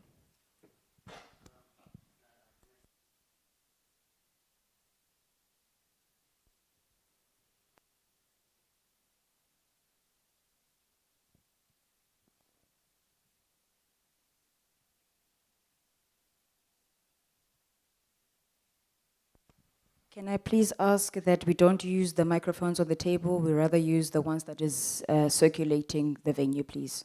Okay, thank you. Many thanks for the wonderful presentation, Prof. I think, what particularly disturbed me in your conversation, it's Professor Nkutlu, right? Yes. I think what particularly disturbed me in your conversation, in what you are trying to outline, maybe I might be wrong, maybe the audience might assist me, but in your outlining of what you are trying to put through, you are putting Europe as the blueprint to learn from. And I think that is very problematic. That is extremely problematic. And the reason why I say that is because I think you don't take into historical account how Europe gets to be more developed than Africa. I mean, by 1973 already, Walter Rodney writes more developed. Walter Rodney already in 1973 writes a very comprehensive analysis of the African situation and gives a detailed account and publishes as a book titled How Europe Underdeveloped Africa. So this idea that you are trying to imprint that Europe is this blueprint of civilization. No, No, no. I mean, I think we can have a conversation because No, you have got it completely wrong. Completely wrong. I didn't say that. Completely wrong. Read the book and actually listen to what I was saying. No, you have completely wrong. I didn't say what you're saying. Completely misunderstood. But your assumption, what you are attributing to me, is completely incorrect. Done, Prof, is to say that how you are making. No, it's fine. You're completely wrong. Let me congratulate all of you for a good job, well done. I think you are putting forward very interesting arguments. Prof, I'm going to pick and choose on your intellectual contribution. Despite the fact that I've not read your book, I get the sense that your main line of argument is that Europe has an upper hand, which is fine, because of scientific development, right? But in your central thesis, I mean, your ideological framing, in my view, is fine, you know, which is Pan-Africanism and so on. But you just, I mean, I think as scholars, and I'm speaking for myself, we have to be critical.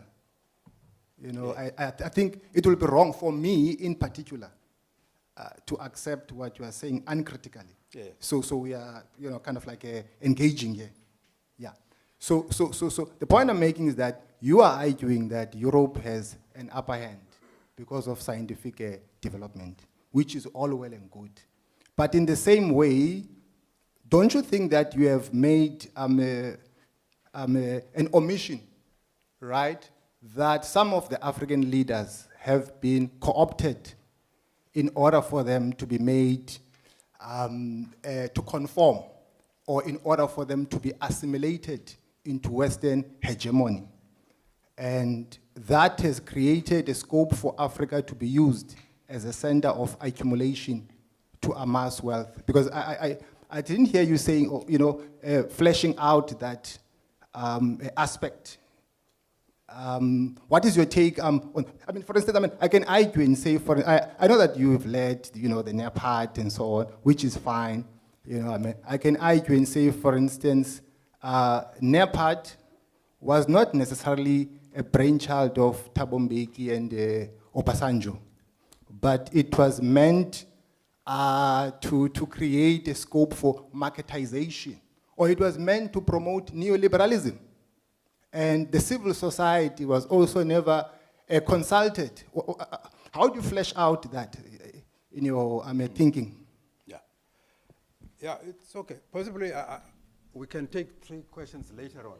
Let me just take this time just to clarify. You see, I was making assumptions that some of you have read the book, understand the full thesis. But possibly I was wrong in making that assumption. Because my thesis is that advances in technology, you know, in history, at different stages, some civilizations have gone ahead than others and achieved those advantages. I mentioned that originally it was Egypt and the Middle East, and that later on it was the Arabs from 1800, but before that it was also the Chinese doing their own thing. So I'm saying these things of some civilizations going ahead of others has happened in the past.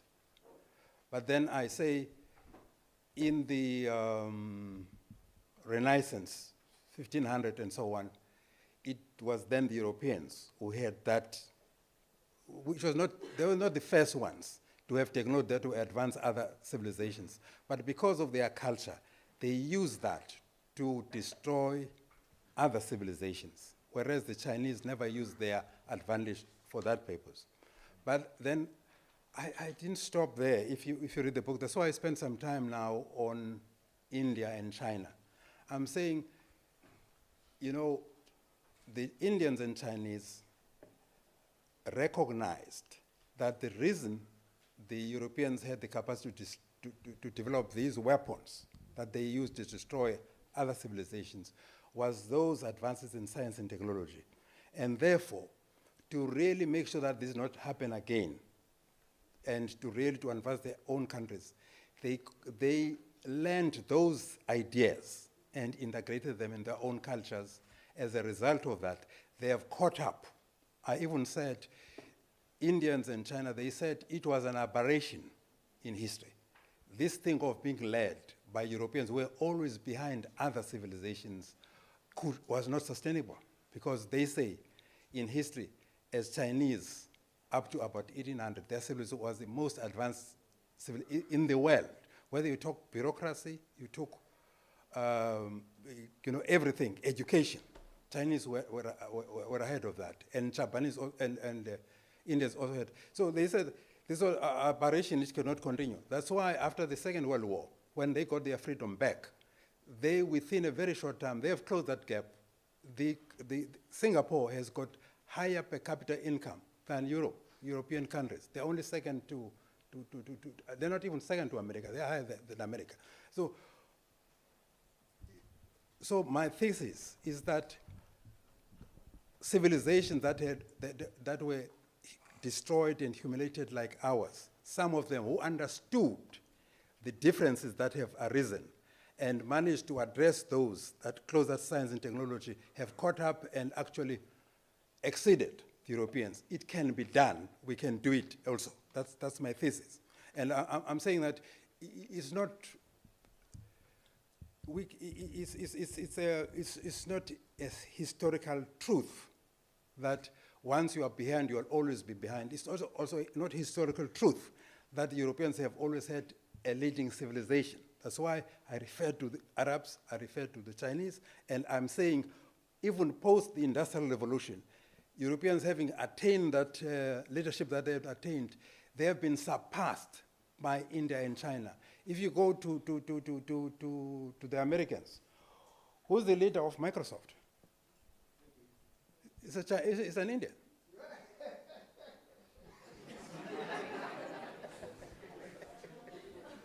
This is the point that I'm making. So why, that is not an accident, why Indians, the reason actually Chinese are not leading most of these technology companies in America. In terms of science, a number of PhDs in mathematics, computer science, they produce more PhDs than Americans. Why? They said it was an aberration. They believe that they are never inferior. They focus their education and everything on really closing that gap in science, and it can be done. I'm saying our understanding of why we fall behind and what we must focus on, we didn't have the same sharp understanding that what we must focus on is close this gap in science and technology. And we're not focusing as the Chinese have done. It can be done. They have done it, and so on we can do. As my colleagues have said here, it has to do with, in my book I say, purposeful leadership, ethical leadership, and leadership with intellectual capacity to comprehend the complexities of history, these technology developments, and be conscious of these patterns that supremacy of civilization can change from time to time, and it is the leaders that can actually change that by focusing on transforming the capacity and capabilities of their people. So I don't know. I thought possibly you have read the book, but that's my thesis, that Africans can actually, in the same way that Chinese and so on have managed to catch up and surpass the Europeans, we can do the same. But we lack visionary leadership, we lack focused attention and investments on actually closing this scientific and technological gap. If we can do that, we have the discipline as leadership, as this generation. Leadership, again, remember, is not politician. It's your class. It's people coming out of universities. It's their mindsets and their ability to focus their aspirations on the right things. So that's why my challenge is on you. I hope with that explanation, you're going to see the context of my remarks today.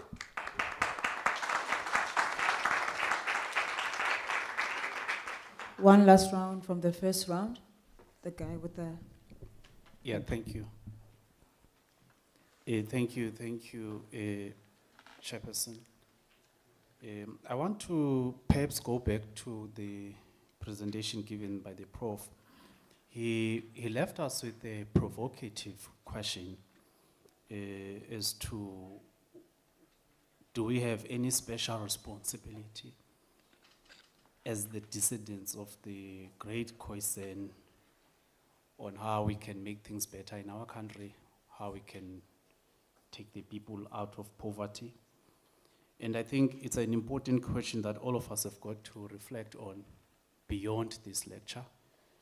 And my answer to that is that, of course, we would have that responsibility as the liberated generation. from colonialism and subsequently apartheid. Now,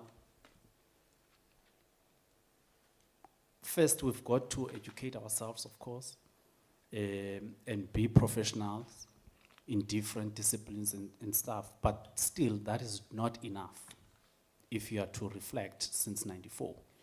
It's not enough to just get the previously disadvantaged or colonized people to just be educated for the sake of it. We've got to move beyond that. We've got to work towards nation building, towards the formation of a national democratic society, a developmental state, and we can do that through active citizenship in our own country, by first being involved in elections and electing a government. I think in South Africa now we cannot afford to have the trend that we are having of voter apathy amongst the citizens, especially the young, the youth generation. We've got to move away also, I think, from a single party state. That is what is perhaps killing African states, is because of a single party state where that particular banner has long been leading the country and there is no change, and such that it has become comfortable with all that is even wrong. So we've got to move away from that.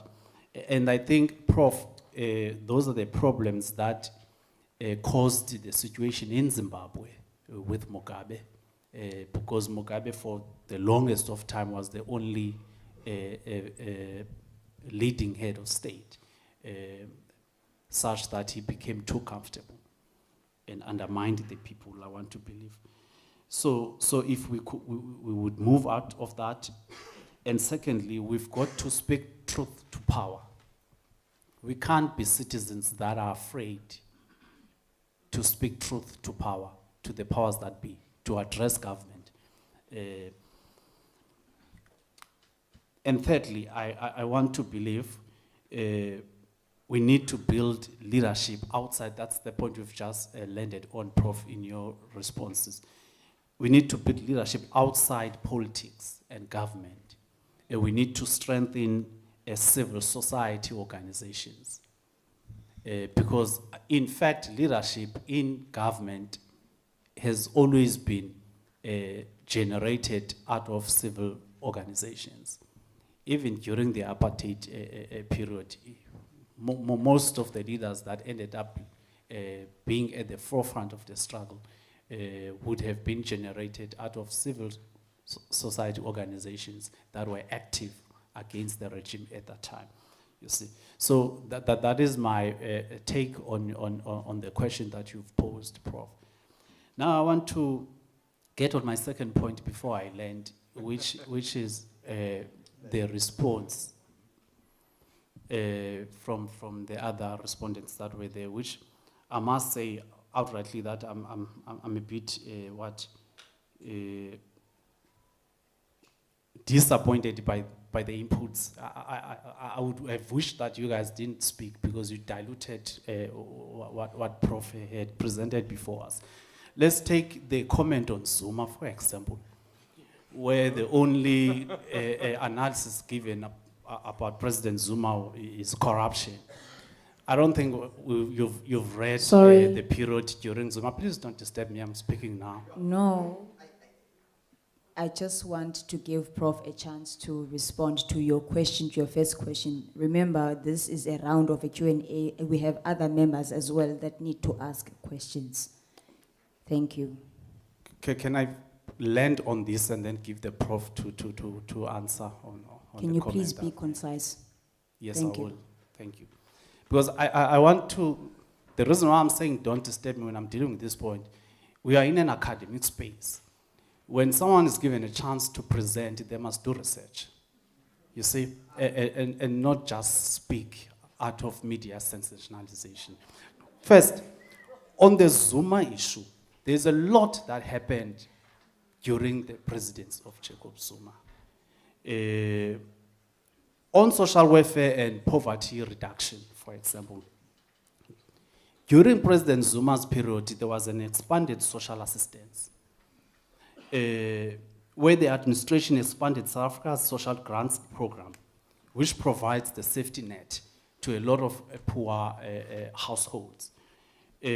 More than 11 million children were added into the social grant period. Let's not be disturbed when we're speaking the truth. Sorry, Budi, we want to have as wide a participation as possible. And so you've spoken for more than 7 minutes now. And so if you can just ask your question, just ask the question. We're really pleading with you. It's not disrespectful, but I would like you to respect first the audience and then the speakers there. Really, I think one of our values is respect, integrity, ethical leadership. So I would like you to just address us in the way that ethics was defined here, just to give everybody time to ask questions. Please, if you can just ask your question, just be brief, just a question. We're giving you a chance to ask the question. If you can just please be precise. I don't like standing up in this, but I just want you to understand the importance of giving other people a chance as well. Okay.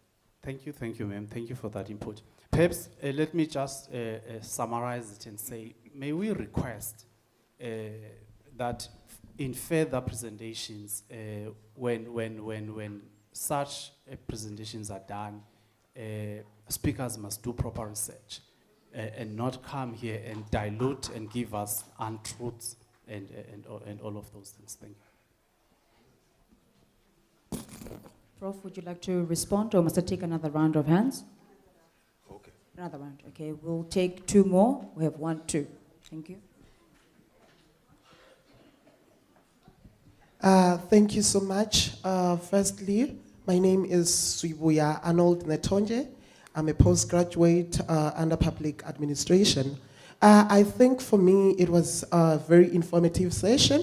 It was really informative on my side. I think the questions that I'm going to ask is actually based on what both of you mentioned. So despite abundant resources here in South Africa, we are still facing challenges, inequality and slow growth. Could this be a policy failure? Because yes, we do have policies there. They are good on the white papers, but when it's time to actually exercise or implement them, that's where everything goes wrong. Could it be institutional incapacity? Because yes, we do have people in the leadership there, and I do believe that they actually do not have the capacity or rather skills that they are actually needed for them to do the job. Or could this be a curse to resources? Because I would like to believe that when we have more resources in the country, we face challenges such as corruption, maladministration, people doing whatever they are doing without considering what has to be done. Or could this be global constraints? And also, you mentioned something about Singapore, saying that people there are actually involved in decision making. And here in South Africa, I, for one, before I came to university, I actually didn't know, or I was not aware that my voice matters. I didn't know that I can actually participate in those decisions. When people are coming up with policies, I can actually be part of those things. Yes, we do have the mechanisms in local government, but are they effective enough now, like the ward committees, the traditional leaders, to actually educate people in the local government about this public participation, that they can actually participate and their voice can be heard? Thank you.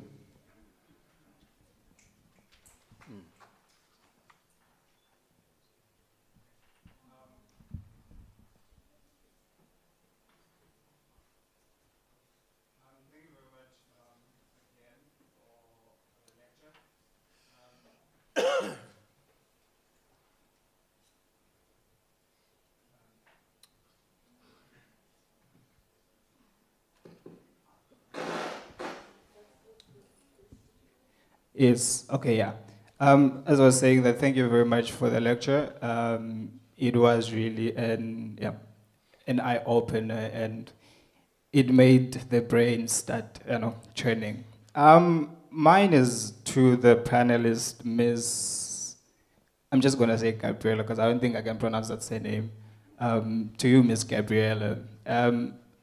It's more of a comment than a question, really. In that, I didn't think how you compared South Africa to Singapore was fair, in the sense that you compare them in the first 30 years of their democracies, but there are certain contexts that I think you omitted that would have given more context to the points that you're raising. Because in your comparison, you did a yin and yang comparison, neglecting to mention these contexts. One would include like the nature in which Singapore and South Africa were colonized were totally different. Singapore was more administrative and commercial colonization, whereas here they came and they settled. The other one was the geography and democracy of how Singapore is made up and how South Africa is made up. I think we're like 16 times the size of Singapore. They have like 10% of our population. The other one is the global politics and the context with which Singapore gained its financial stability. It was at a time where capitalism was, it was proper. It was nice for capitalistic ideals to be put forward. Whereas South Africa gained independence when the market had moved to a globalized neoliberal order, in that those strenuous policies were no longer welcomed by those who hold financial means. The other one is the leadership and the ideologies of these countries. When Singapore gained its independence, their then leader, Lee Kuan Yew, he took a more authoritarian standpoint to shaping Singapore's posture post-colonialism. Whereas in South Africa, we went the liberal democracy route.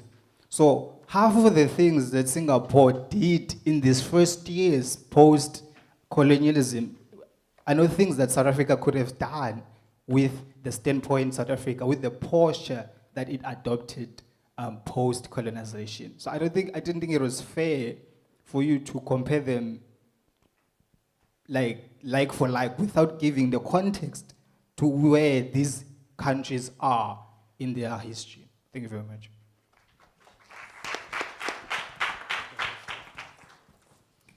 Yeah, possibly I'll respond to that, and then my colleagues can respond also on the question.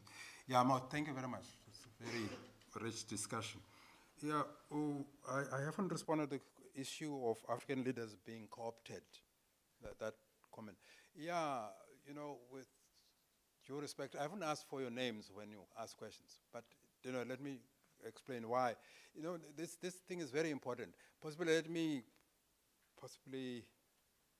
put it, I would say dramatically but correctly. It's difficult not to be co-opted. Difficult. It's lonely there. The mainstream, what you read in the textbooks and so on, is neoliberal ideology. Praises the greatness, everything is solved by the private sector, right? Do everything good for the international private sector, and everything will be solved. That's the ideology of today. Scholars are finding it difficult to think outside that paradigm, including our politicians. In this book, among other things, I'm saying to you, to us, for us to solve our problems, the wisdom of the world, we must take it in its totality. The wisdom of the world is not only the philosophers of the West. It's not the wisdom of John Locke and the American Constitution. That's not the only wisdom in the world. It's not only the human rights that we have taken from the United Nations. That's not the full wisdom of the world. The other part of the wisdom of the world is Ubuntu, is Confucius from the Asians and so on. And ideas that say, in addition to human rights, to the supremacy of the market, there's what we call social virtues that must also take center stage. That in this ideology, neoliberal, we say nothing about the social virtues that are as important to success of nations as human rights. What am I talking about? Social virtues, I'm talking about ability to work with others, trustworthiness, integrity, cooperativeness, and those things. If you live in a society that doesn't treasure and promote those social values, and you only talk about me, you'll have this dysfunctional society that we've become in South Africa, right? So you are right. Leaders, not only leaders, scholars as well, including African scholars, are finding it difficult not to be captured. But there's more wisdom in the world than just what you read from the Western textbooks. Believe you me, if you read the Asians, especially when they tell their own story, you read the Chinese, and you look at the successes that they have achieved. I mean, it's oversimplistic, with all due respect, to say they are authoritarian and democracy is all. Democracy does not have all the answers for the challenge that we face. There's order as well. If you run society, you must balance freedom and order, discipline. Get the right balance to get it there. So if you allow a situation where you only talk about freedoms, you don't talk about duties of citizens in society, at a time when the people, the society is underdeveloped, you are making a great mistake. They will just be making demands on you and taking no responsibility, no duties for themselves. And you get in this mess in which you find ourselves. So it's difficult not to be captured. So I'm struggling with that. I may be captured myself. But I'm struggling with that. But I believe that you are right. So this is a very, very difficult space. But I'm challenging you as scholars. Do you really, this acceptance that everything that has come from the Western scholars is the truth and the absolute truth? We're making a big mistake. Because how do we are going to explain the success that the Chinese are? I mean, how do we explain the fact that you can talk about Communist Party and all that? How do you explain that they've managed to get all their people out of poverty since 1978? Americans still have over 11% of African people in poverty. Which system would you be in if one system can take all? So these things need deeper thinking, independence, intellectual independence above everything else if we are going to land at the right spaces. We have not as yet achieved that intellectual independence. Because why? Scholarship was introduced to us by the Westerners, and we seem to be thinking in that paradigm mindsets. Please, let's deliberately try to integrate and be more positive in accepting ideas and experiences, and also accept and recognize successes that really are contradictory. Successes that have been achieved through pathways that are different from those pathways that are being recommended to us by the West. Please, if as Africans we're going to make progress, that's my plea. I've tried in this book to do that, but again, I agree with the comments on the question of going beyond education, the question of active citizenship, single parties, truth to power. My thing that I'm saying, among the things that I'm saying is activism of the educated indigenous Africans. Say the descendants of the Khoisan, of the San, and of the African nations that were here. Because if there's no activism there, we cannot just blame the politicians. It's us as the educated class that must really inform what's going on here. So possibly, Yeah, the issue of resources, capacity, and so on.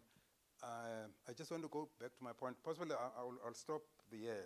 You know, the point that I'm making in the book, and really it's fundamental in my thinking, is that you can have all these policies right.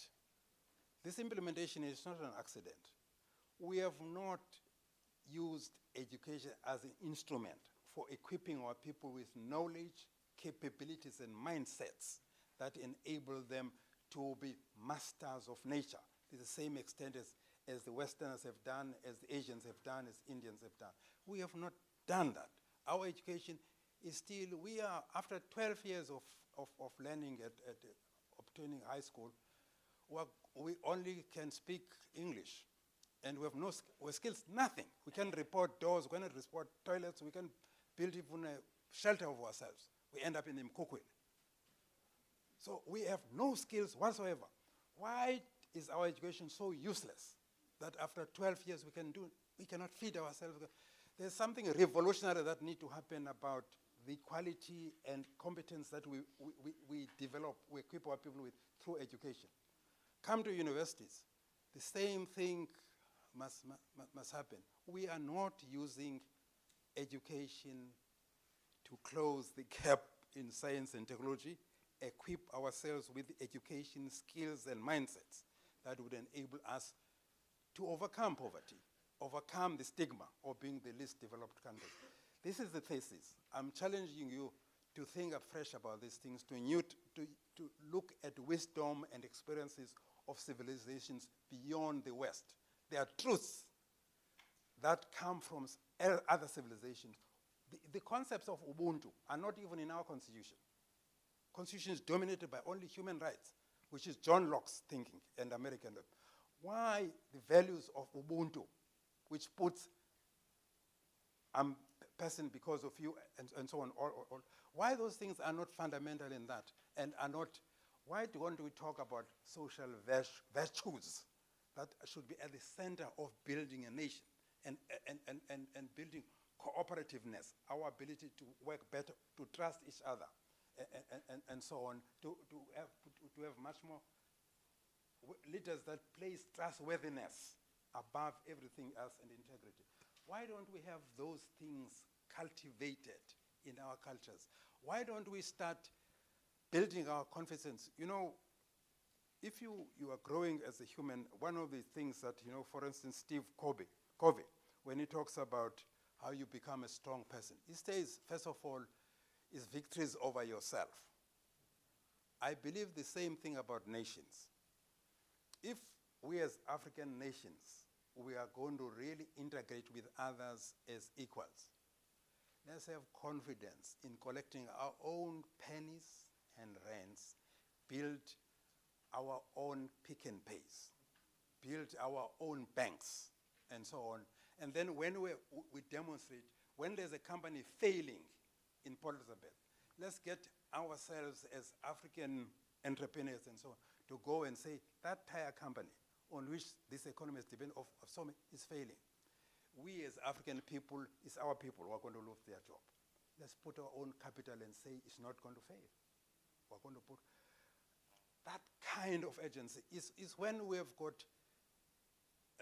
the social capital, strength in building, in working together to make our own things that will be able to work with others as equals. Because otherwise now, when they look at Africans, we're just dependent on others. We're dominant in the services industries because we're not able to build our own institutions. It's your challenge, it's your generation. Change this thing.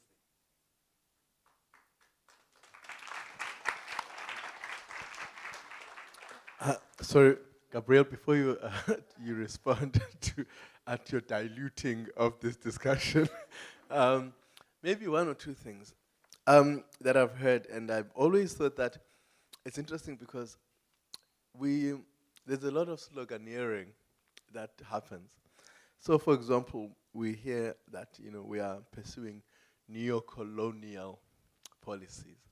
Now, that neocolonialism is a particular thing, right?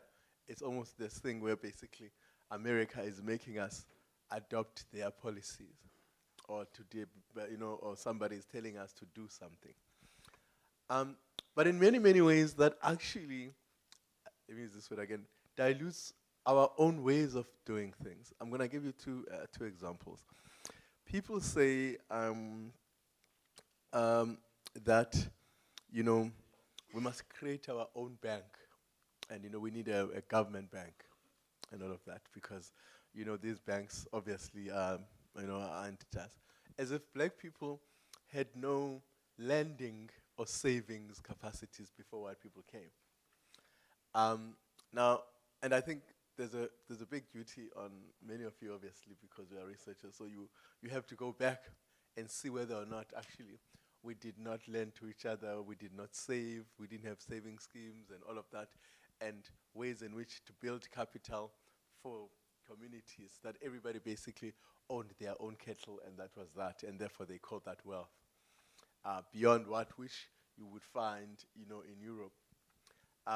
Because I'm young, I'll tell you my story when I was growing up. I have some research, but I'm going to leave this to you to look beyond those times. So I was born in the early 80s. My mother used to sell things. She used to make jerseys, and she used to lend money.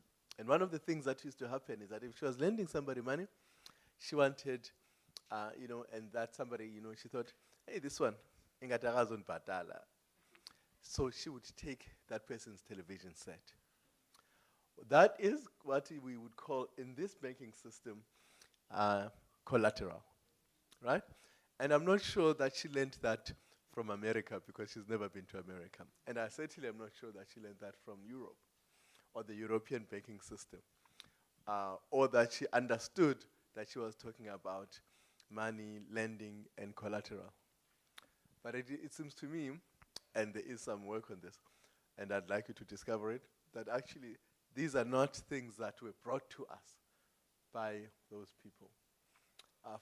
So when we say things are neo-colonial, we have a neo-colonial economy, it's really to undermine that Africans themselves actually had ways of doing things, understood the basic principles of these things. So maybe I'm diluting it, or Africans maybe stole all of those things from other people. It may very well be that that's the case, that when white people came here, they did that, and they said, they are taking our land. But the second thing, and Prof maybe alludes to it, I want to talk about the idea again of Ubuntu as a construct. Ambassador Mabuza was one of the, those ambassadors of the ANC, Lindwe Mabuza, who were sent first to go and tell the South African story and try and raise money for the liberation movement. Especially she focused on the Scandinavian region. And she says she was once in Sweden to tell the story of South Africa and our suffering, to garner the support to defeat the apartheid system. And of course, in Sweden, those were white children she was talking to in a white classroom. And at the end of that conversation, one of the small white boys came over to her and said, "Are you going to be here tomorrow?" She said, "Yes." She says, "Okay, please can you come back to the school? I want to give you something." The young kid came back the next day with a ticky box, all her savings, all his savings. And he handed over these savings and he said, "I want you to use this money to defeat those apartheid people and to win your freedom." What that tells us is the very core of Ubuntu, that I see you. I see your struggle and I understand it, and I want to be part of that, which I want to support you.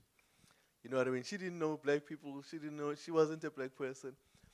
And he was European. But that underlines this idea of Ubuntu, that I see you, but because I see you, I can invest in your cause. And that's how we understand Ubuntu, that I am because you are. And I think sometimes we also sort of saying our values are different from other people's values. Again, that part about how we think about those things are important, because we can't own. So we had, in South Africa at some point, the foreign policy of Ubuntu. But all of these things, obviously, as we structure them, as we make them part of our scholarship, it's important to see whether or not actually we're owning things that are not ours, or that actually we are tracing back, so that we are able then to say, as we say sometimes, we want to own our own banks. Are banks neo-colonial?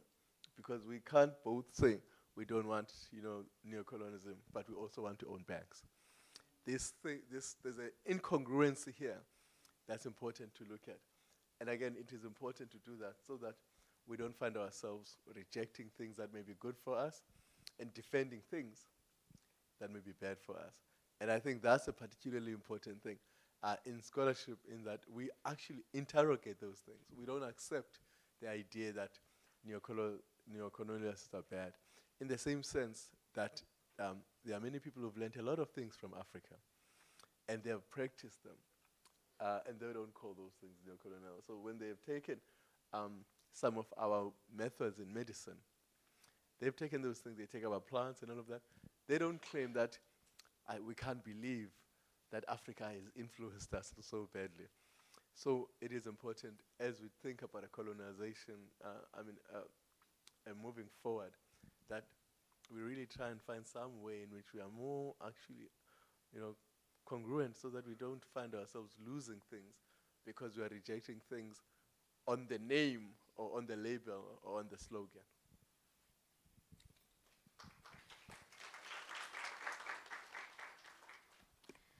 Thank you so much for both of those comments. I will start with the first one.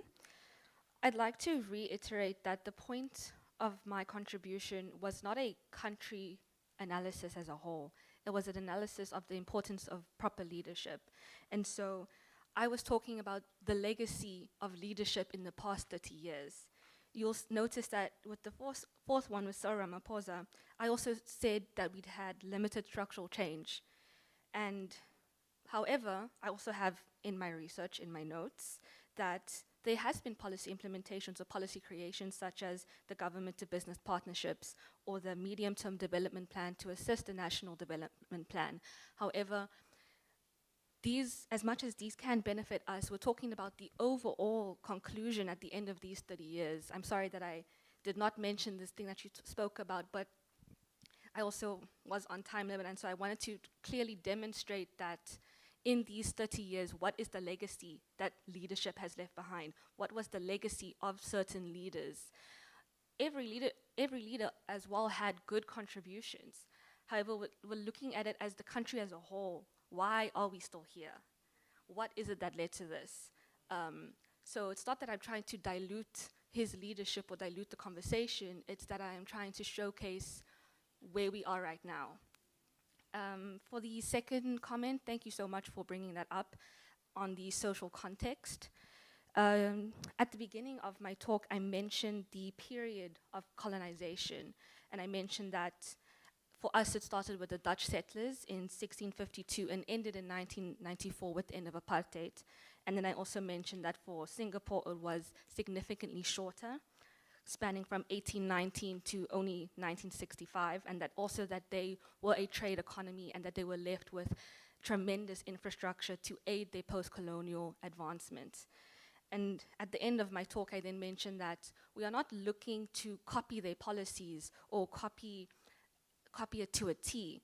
We are looking to see how can we take the strategy of transparent leadership, the strategy of good governance that they use. So once again, also I'm not saying we should be authoritarian in our approach, but to say that we should be transparent in our leadership, transparent in our governance in regards to our social context. Again, to reiterate the point that a good institution does not require a specific political system. It just requires sound leadership. So the whole point is that we can take these tenets of good leadership and apply it to our social context. So essentially meaning we see that we have immense racial inequality, income inequality, unemployment, youth unemployment, people not being able to afford education. How can we use good governance to change these problems?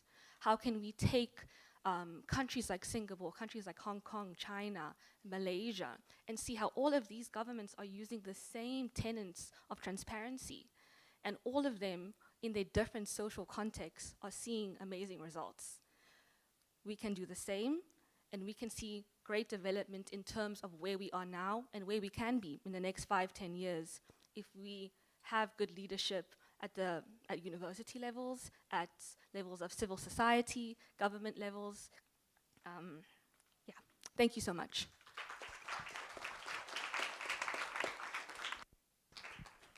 Thank you very much, Prof, as well as to our respondents. We just have Prof Maseko to say something before. I just thought that it would be amiss if I don't make this comment. Just first to thank the panelists led by Prof, as well as the audience. I'm just grateful for the rigor of this conversation. Rigor both from the panelists as well as the audience.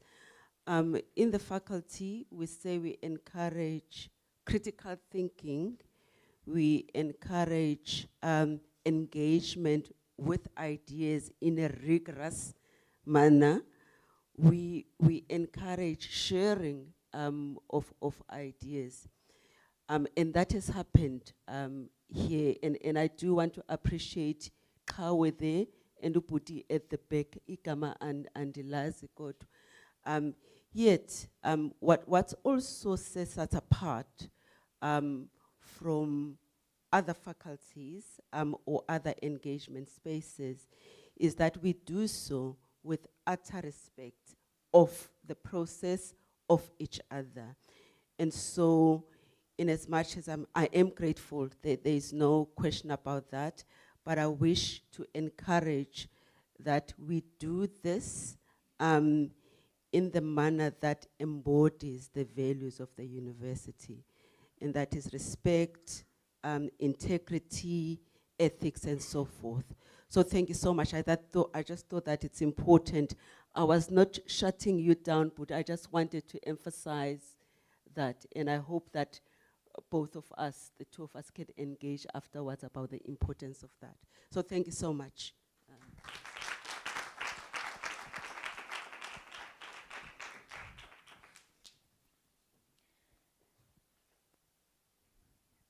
Thank you very much to Professor.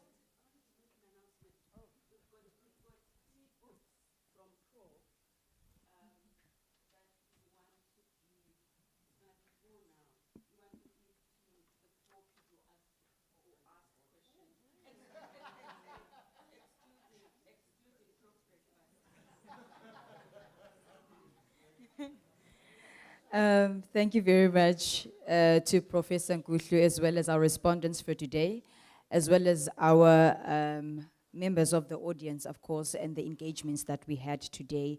What has emerged in this dialogue is profound recognition, of course, that leadership is envisioned by Raymond Mhlaba and his contemporaries was grounded, of course, on collective responsibilities, like we said today.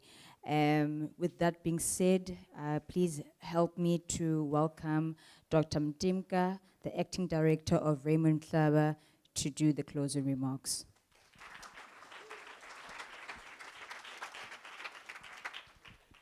Thank you, and it's literally going to be closing remarks because Prof has done the most important part of that closing remarks, which is to thank our distinguished and honorable guests.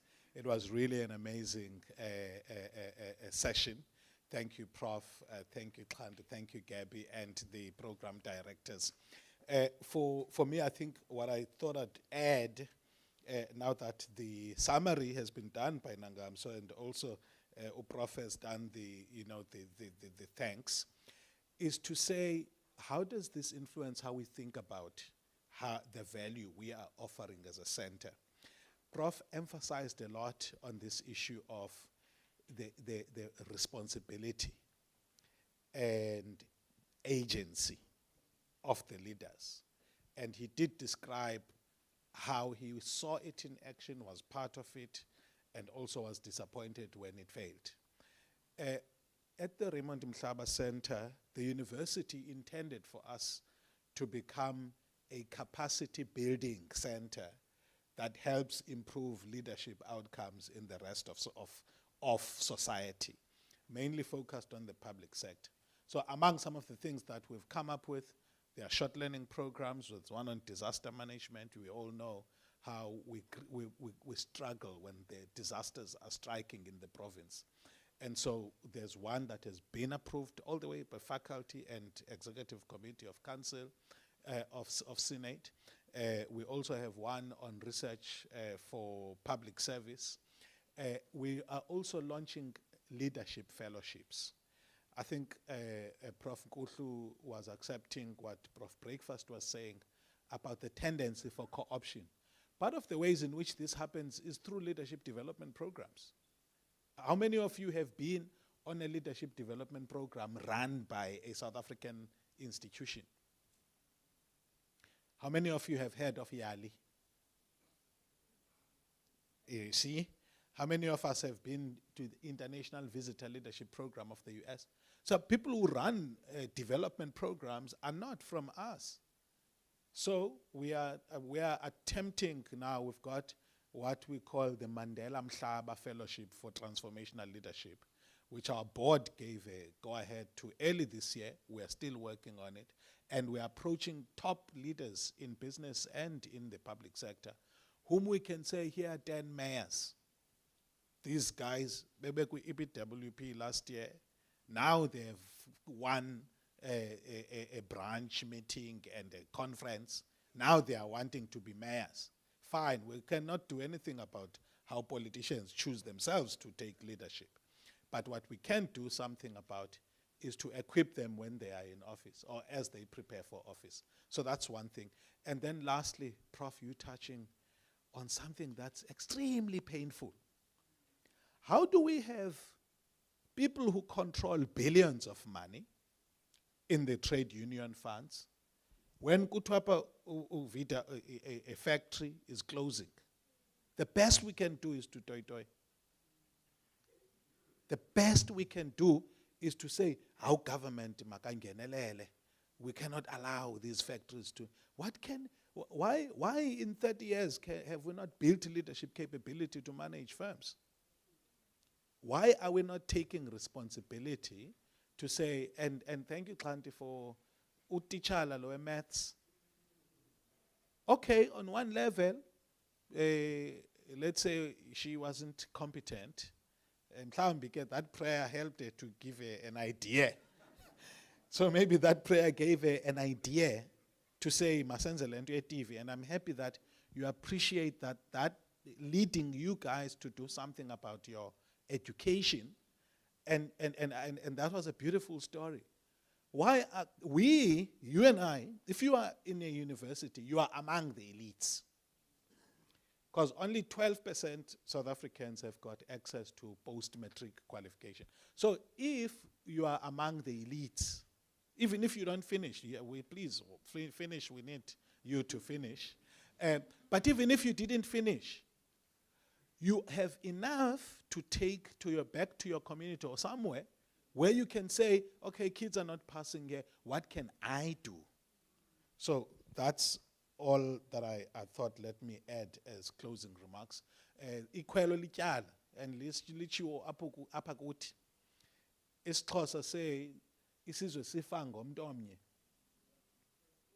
which means the opposite is also true. Thanks a lot. Thank you. Those are the closing remarks. Thanks. Then we, one.